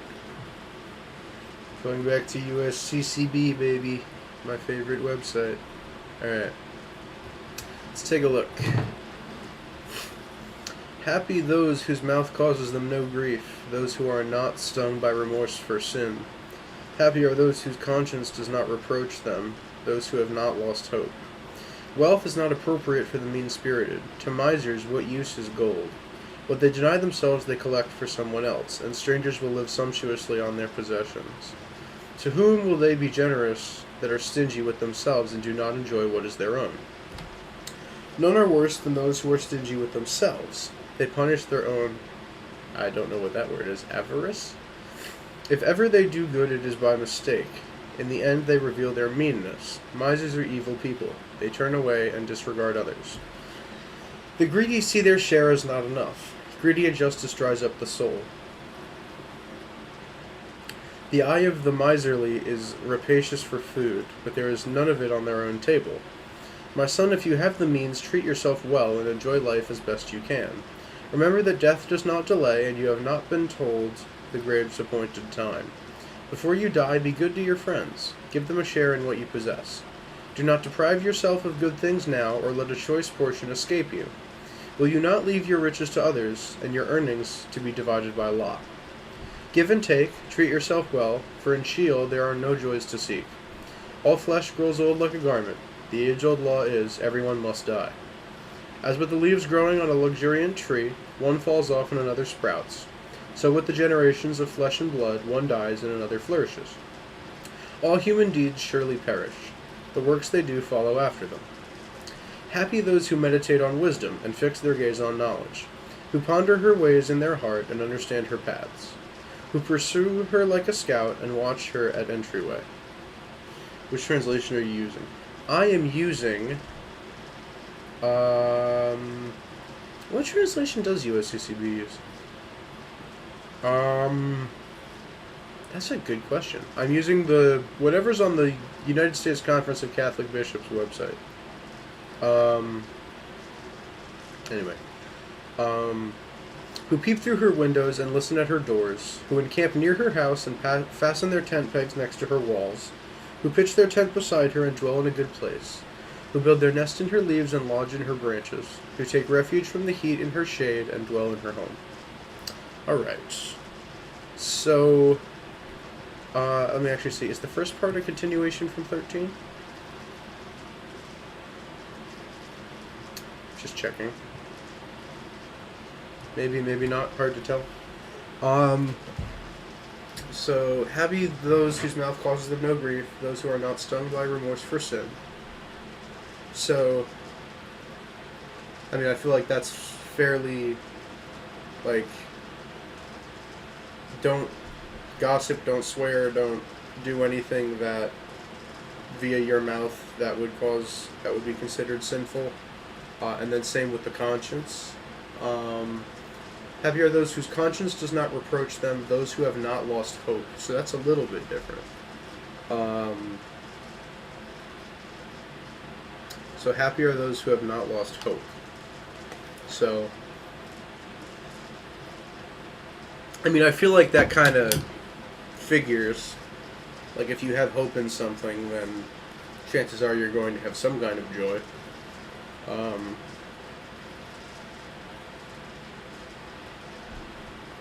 Let's see, I have a note on verse 1. It references Sirach chapter 5, and what's this? James. Interesting. This is James as well. Fascinating. Okay.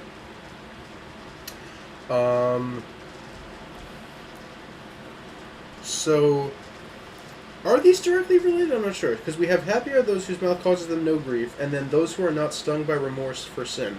That seems different. Because a lot of the time in the Bible, and this is one of them Catholic books, so technically not in the Protestant Bible, but, you know, we're going to talk about it anyway. A lot of times you'll see things repeated multiple times for emphasis and sort of as a literary device. But these seem unique.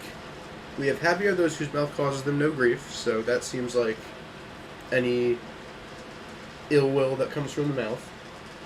And then we have those who are not stung by remorse for sin. So that's interesting. Stung by remorse. So that could mean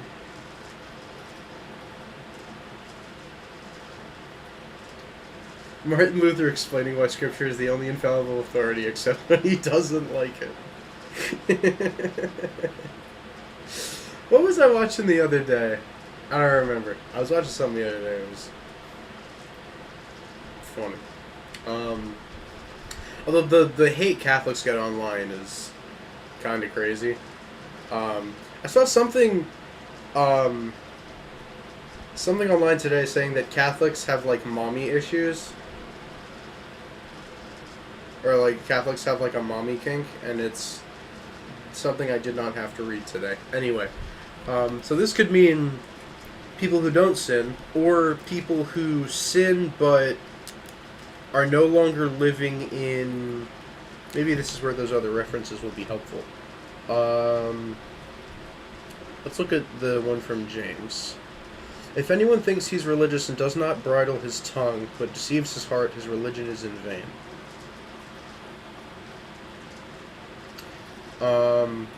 Okay. So that probably goes more with the first part. So this could also be people who have sinned but repented. So they're no longer sort of bound by the remorse and the shame. So I see that as well. And then happy are those whose conscience does not reproach them. We don't have a note there. What is the exact definition of reproach? That's not how you spell that. Express criticism or disapproval of someone or something, or to be the cause of blame, disgrace, or discredit. So I guess whose conscience does not ail them in some way. So I guess if your conscience is sort of not focused on truth, or is demeaning you or something else, kind of getting in the way. So mine says condemn instead of reproach. Interesting. Okay. So that kind of goes with the stung by remorse for sin bit. Okay, interesting. Well, that makes sense. You know, bundling that in. You know, if you've repented of sin and you've pushed that out of your conscience, you're not, feeling the guilt and shame and remorse because you've repented. You've turned away. You've given that to God. That makes a lot of sense. That's not. You're not dwelling on that anymore. And then those who have not lost hope is interesting. So that could go along with that bit. That could just generally mean, people who are hoping in God are happy. Be interested to see if there's a translation difference there to any other versions. Let me show this, actually. Window capture. Let me shrunk myself. That's not what I meant to do. That's still not what I meant to do. Shoop. There we go. I did it. So this is what we're looking at right now. We're looking at verse 2. I don't think it exists online anywhere. Great. So we're looking at verse 2 right now. Can y'all see my... Y'all cannot see my cursor. I have capture cursor turned on. What gives? What gives? This is diabolical. I have capture cursor turned on. What the fricky frack? This is terrible. Anyway, so, and then moving on, I find the wealth bit particularly interesting. Wealth is not appropriate for the mean-spirited. To misers, what use is gold? What they deny themselves, they collect for someone else, and strangers will live sumptuously on their possessions. To whom will they be generous that are stingy with themselves and do not enjoy what is their own? None are worse than those who are stingy with themselves. They punish their own... apparently greed is what this means. If they ever do good, it's by mistake. In the end, they reveal their meanness. Misers are evil people. They turn away and disregard others. The greedy see their share as not enough. The eye of the miserly is rapacious for food, but there is none of it on their own table. See, I find this interesting because I feel like it's telling two different things. Because it's saying, like,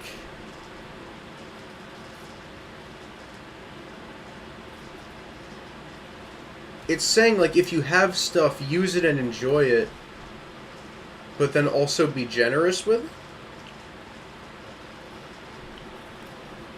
Because it seems like they're saying that, like, they just continue to heap and collect and they never use it for themselves. So, like, in that case, what good is it? If you just continue to collect wealth and not use it for yourself or for other people, then, like, what good is it? You're just collecting. You're just collecting wealth and not doing anything with it. None are worse than those who are stingy with themselves. They punish their own greed. So it's like, if you're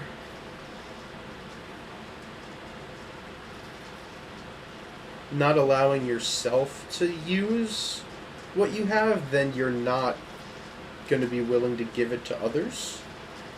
I guess that's kind of what I'm getting from that, is like, if you're stingy with what you do yourself, and not in like a cautious, mindful type of way, just like, if you're intentionally, like, you don't allow yourself to use what you have, then you're not going to allow others to either, I guess.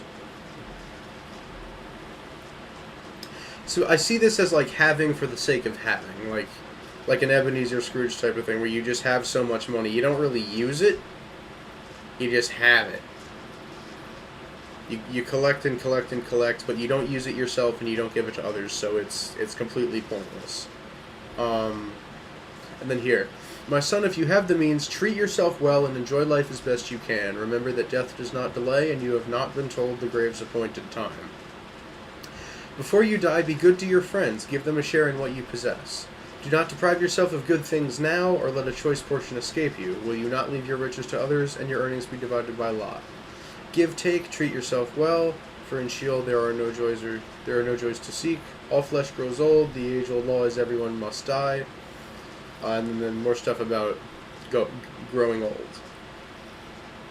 Precisely, exactly. Like, collecting money and wealth and goods just to have, but never to use, because then it is quite literally pointless. It's not serving you, it's not serving others, it's serving no purpose because it is just there. Now, I'm someone who's I don't like spending money. And there are times when I will go out of my way to do something less enjoyable because it doesn't involve spending money. But not to the extent where... Now, I used to be a penny pincher. I used to be like, no, I will spend zero money. I must hold on to all the money that I possibly have. I used to be that way. I'm not anymore. Now that I've had a chance to make my own money, I understand the value of money and how much stuff costs, I've changed a bit. But then this bit is interesting. If you have the means, treat yourself well and enjoy life as best you can. I think that's interesting. I want to see what's referenced here. Ecclesiastes. It is appropriate to eat and drink and prosper from all the toil one toils under the sun during the limited days of life God gives us, for this is our lot. Interesting. So it's saying, if you have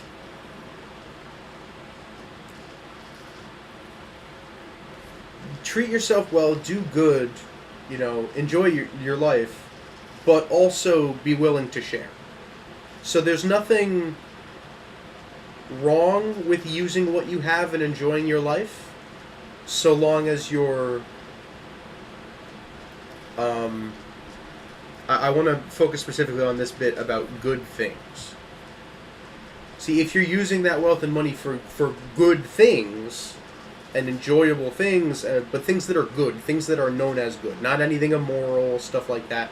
If you're using your money to enjoy yourself in doing good things, there's nothing wrong with that. just make sure to also be kind and generous to those around you.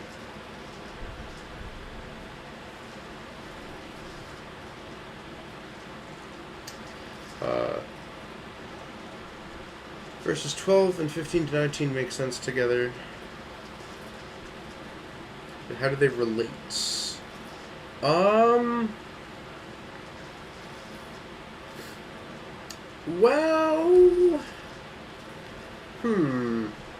It does seem like a bit of a jump from talking about wealth and how to use it to everyone grows old and dies.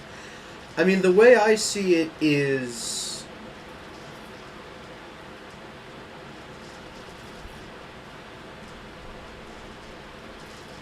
The way I see it is it's saying use your wealth because it is no use to you when you are dead or when you're old.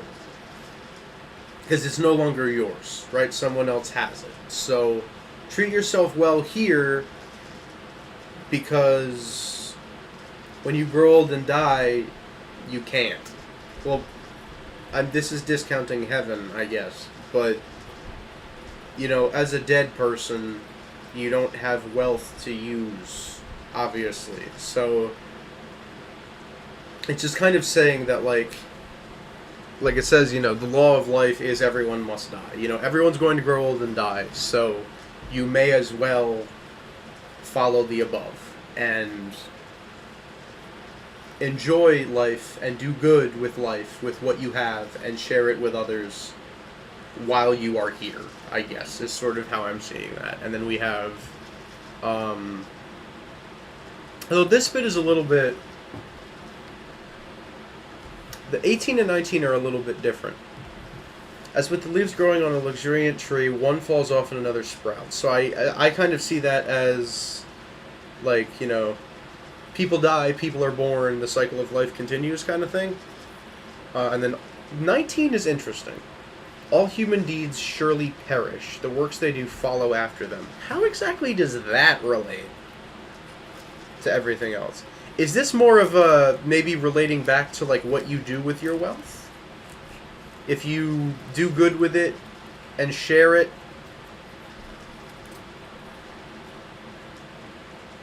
then thumbs up, else thumbs down type of thing? Because this seems a little strange to jump from, you know, use your money and your wealth and be generous and good with it. Also, everything you do follows you. It seems a little bit different. I can see this relating in as like maybe more of like a, you know, what you do in this life is temporary, but like temporary in the sense of like you can't do it forever. But kind of the impacts of what you do. Every product decays and ceases to exist, and the man who made it will pass away with it.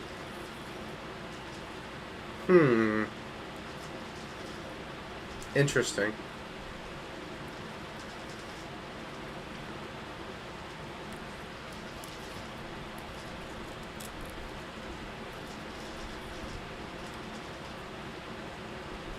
So maybe that's kind of going along with the do what you can with what you have while you're here bit. Like, we're all gonna die, and what we do is gonna go with us, so let's make a difference with it while we can, I guess. Something. But then why would it say it ceases to exist? Because, like, you could leave a legacy. So, like, I don't know. Maybe it's like when you die, you can't do this stuff, and like whatever you have left will die with you. So make the most of it, something like that. It's interesting. The way it's worded is interesting. And then the search for wisdom and her blessings. This is sort of like a book of wisdom type of thing. Wisdom good. You should hang out with wisdom. Wisdom is cool.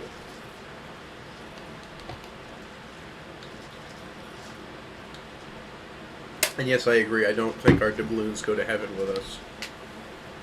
Although, you cannot buy eternal life with doubloons, as Simon the Magician learned the hard way. Thou cannot buy eternal life with a Brazilian doubloons. I just finished Acts today. When yours says the works follow after them, it means perish after them.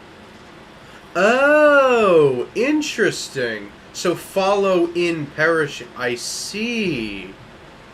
Interesting. So follow after them in perishing. I see. Okay. That makes more sense.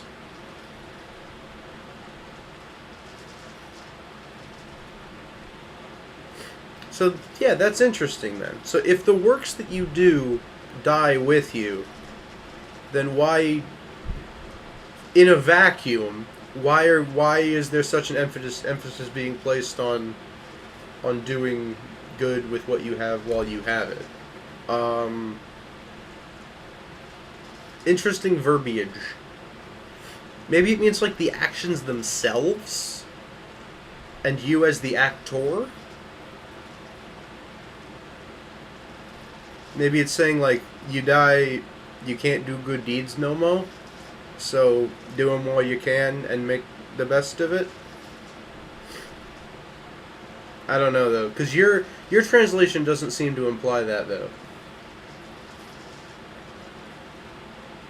So I don't know.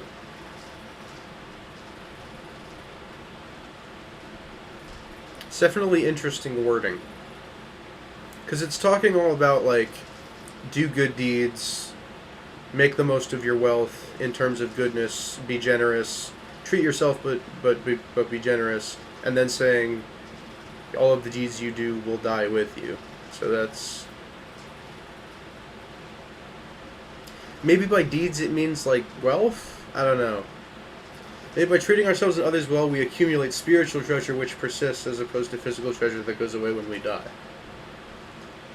It does say human deeds. It does say human deeds, so that may be what it's trying to convey. So like any human gains die with us, whereas they perish just as we do. We don't take them with us. Mine says product, which would... Yes, product makes a lot more sense with that line of thinking. Because then it's something that you're producing or gaining out of something, which I think fits better with that line of thinking. Yeah, I think an extra verse of something about like, but that which is gained spiritually is eternal or something, but maybe that's implied. I don't know. But that seems to be the idea. That's what I'm getting from this. I think that's a good way of looking at it. And then the rest of it is pretty much just we should constantly be seeking wisdom, trying to is this what that one parable meant when the guy forgave a debt to make friends before he was fired?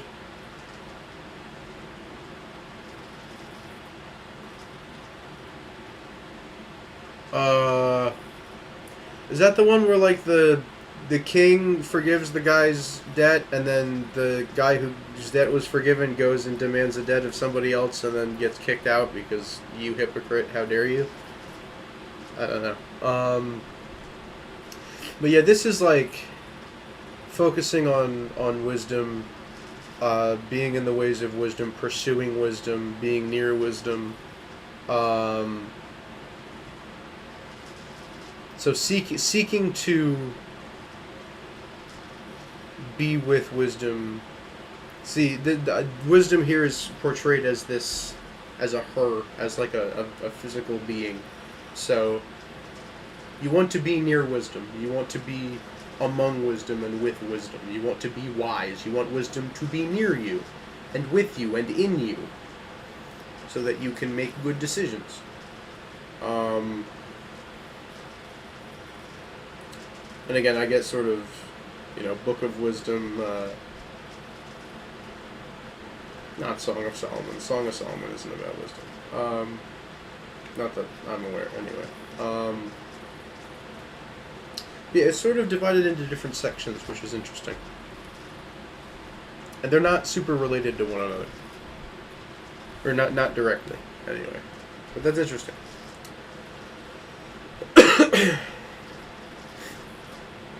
I love how we just pull up Luke 16, 1-13. I got you. I got you. Books of the Bible. Luke. That's the Old Testament. That's not what we want. Luke. The Gospel author Luke. Chapter 16. The parable of the dishonest steward.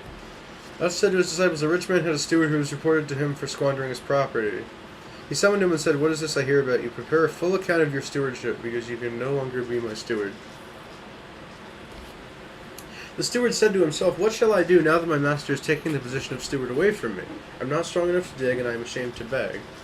I know what I shall do, so that when I am removed from the stewardship, they may welcome me into their homes. He called in his master's debtors one by one, and to the first he said, how much do you owe my master?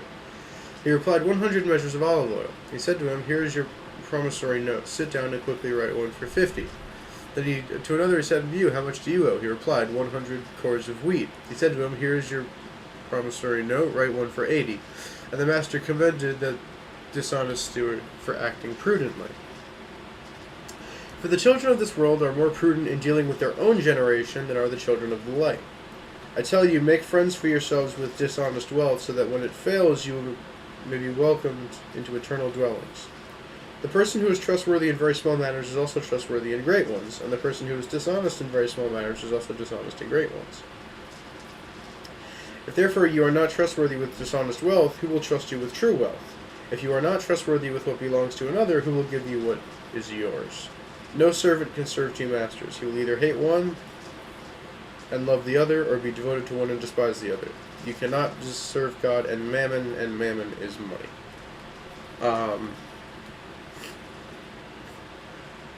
I do remember this parable now.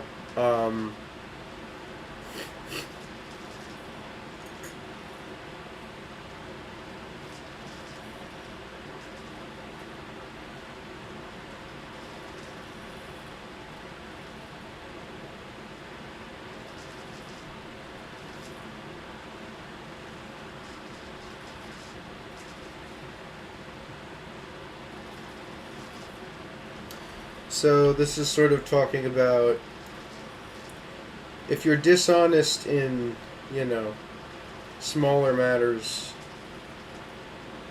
things that matter less, how can you be trusted to be honest in stuff that is larger? During life we have money.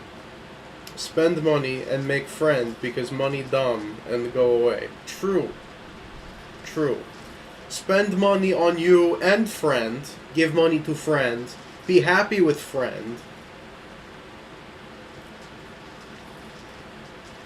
Enjoy life, because life is a blessing. That's kind of one of the things I'm seeing here is enjoy life. Because life is temporary. Life is a blessing. Life is a gift from God. And we are allowed to and supposed to enjoy it.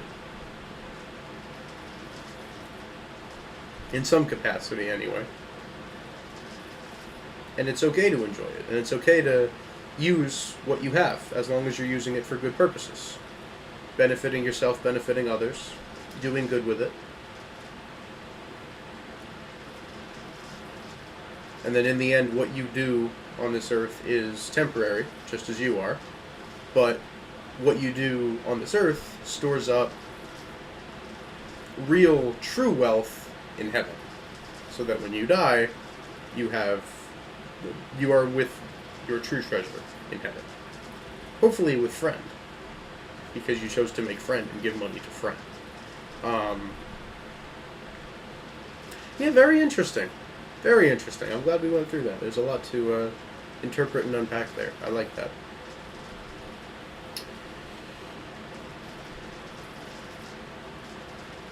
It's 12:30 a.m.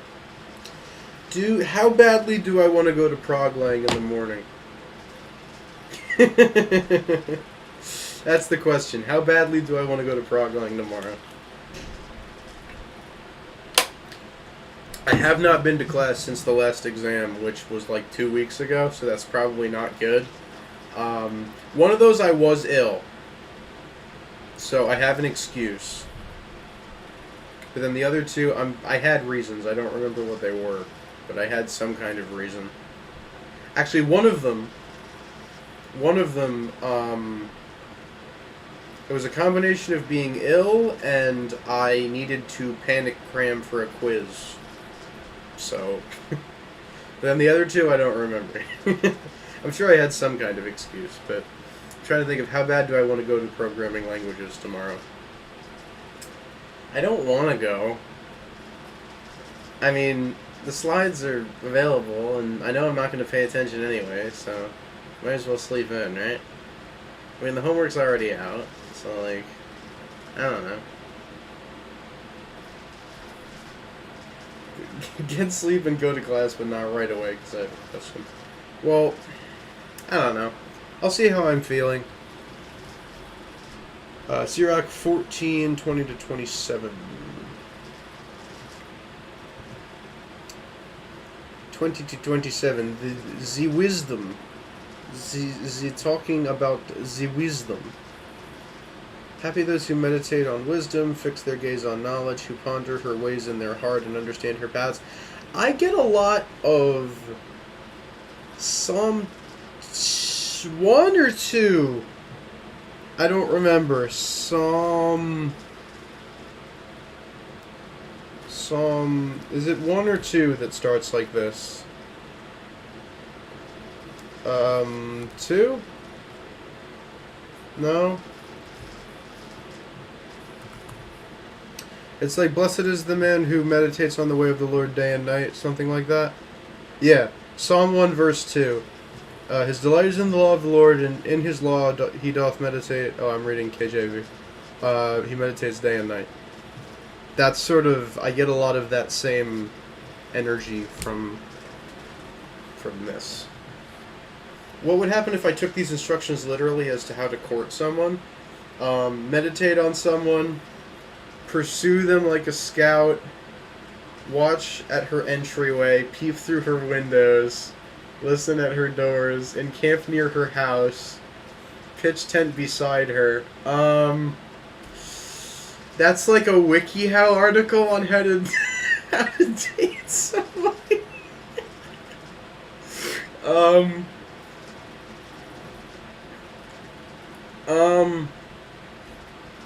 See, wisdom wants to be sought after in that way. I don't know if the average woman desires to be sought after in that way, because wisdom is special. That sounds like a restraining order waiting to happen, if you ask me.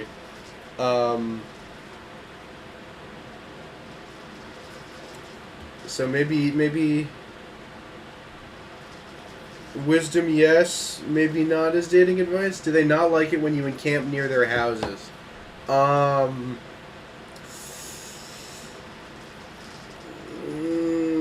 Probably not, unless you've got their consent, or like they're chill with it. I would, if I looked outside and somebody was encamping near my house and I was like, what are you doing here? And then I see them staring through my windows, and I'd probably be a little creeped out. TBH. Well, because this isn't, the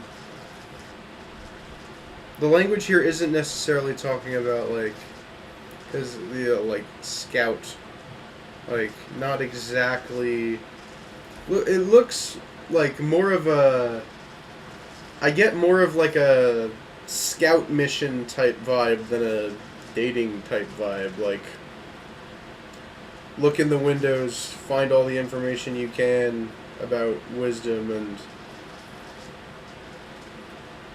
I don't know. Mine has hunter in place of scout. Okay. So yeah, it seems more of like a seeking type of mission than a courtship type of thing.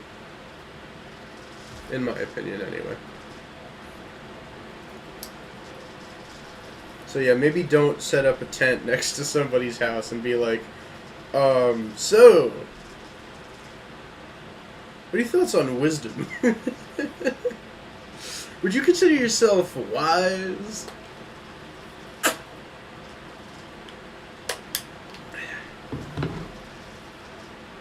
It is past quiet hours. I should probably end stream, but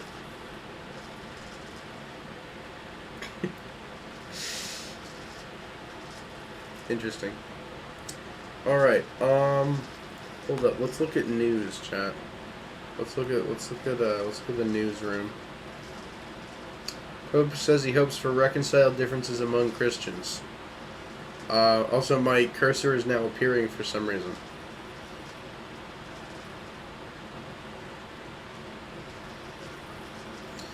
U.S. Bishop says church needs decentralization, not doctrinal fragmentation.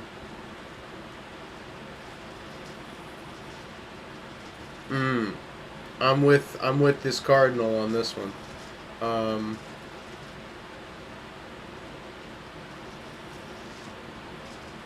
Anyway, there's your Catholic news report, chat. Shout out USCCB. Great website. Been using it for years. This was good Bible time. I agree. Thank you for your suggestion of Sirach 14. Isn't decentralization the opposite of what a bishop should be saying? Well, let's look at the article. Decentralization of certain aspects of the Catholic Church's governance should not lead to a decentralization of doctrine. Allowing different bishops' conferences to teach varying doctrines would be disastrous. Okay, good, I agree. You're cooking.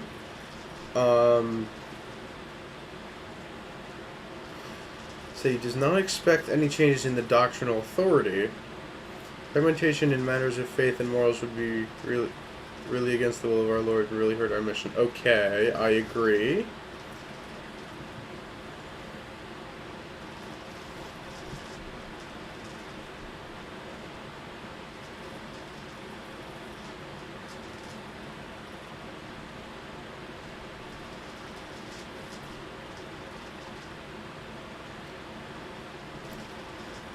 So, is he saying more of a physical decentralization?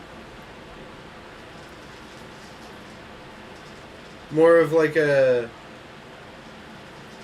don't have it all like be centered in one place, but space out the authority more, but keep the same doctrine? Because I totally agree. At first I thought it was going to be like, doctrinal differences. I was like, no doctrinal differences, please. But it seems like more of a not centralizing all the authority in one place and splitting it out into more regions, which, I mean, sure, I guess, maybe makes it more accessible for people. Probably harder to oversee. Might be decentralization in terms of practices. I mean, it did bring up Episcopal, right? So, maybe? But no, agreed on don't mess with the doctrine. I definitely That's kind of the whole deal, is we can't mess with the doctrine. Um, because it was kind of given to us, and we're... God gives you a book, you probably shouldn't mess with it. Anyway, so that's what's going on in the Catholic world right now. Very interesting. I use Chinese spyware, and there's, I think, yeah, Jamboree came out yesterday. Anything else interesting come out recently? Anything I care about? Not really. I know next month Brothership is coming out. I'm very excited for that. Yep, there it is. Brothership. I'm very excited. There's a Switchport of Stray coming out. That's interesting. Didn't the development studio behind Stray just, like, shut down? Or, like, didn't a bunch of their developers quit or something? Hold on a minute. Who made Stray?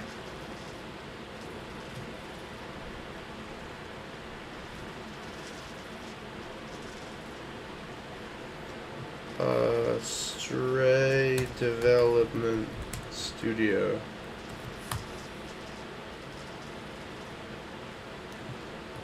Blue 12 Studio Drama.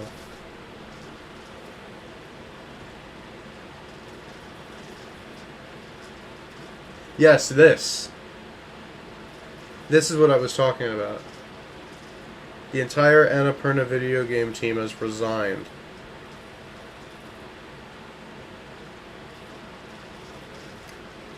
This is what I was talking about.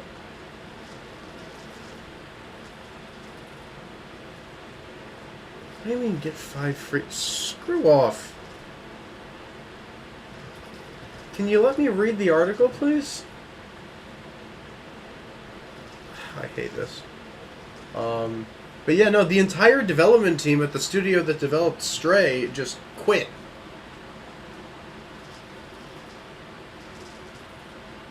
So it's interesting that they're still dropping the Switch port of Stray when the entire... Well, I mean, I guess if the game's already developed, then, like, fine. But I feel like all that's going to do is just draw more attention to the fact that the entire development team just up and quit. So I don't know if that's the best business decision, but whatever. Anyway, that's my thoughts on the matter. Because I was like, wait a minute. I knew there was something up there. I knew I saw something recently.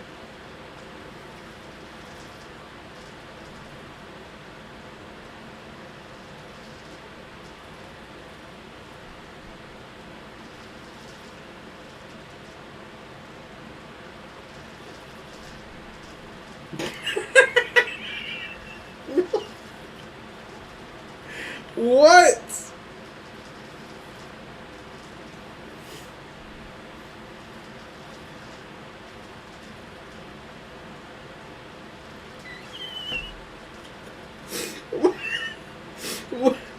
What?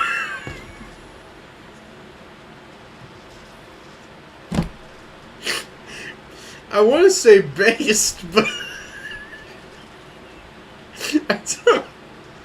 I don't know how to feel about that. Okay. I guess. Sure. Whatever does the job, I guess. I also love the idea of him waking up at like 3 in the morning and just getting into a debate with Satan. I love that. I love picturing that. I think that's so funny. Like, and then he's just like, all right, this isn't getting anywhere.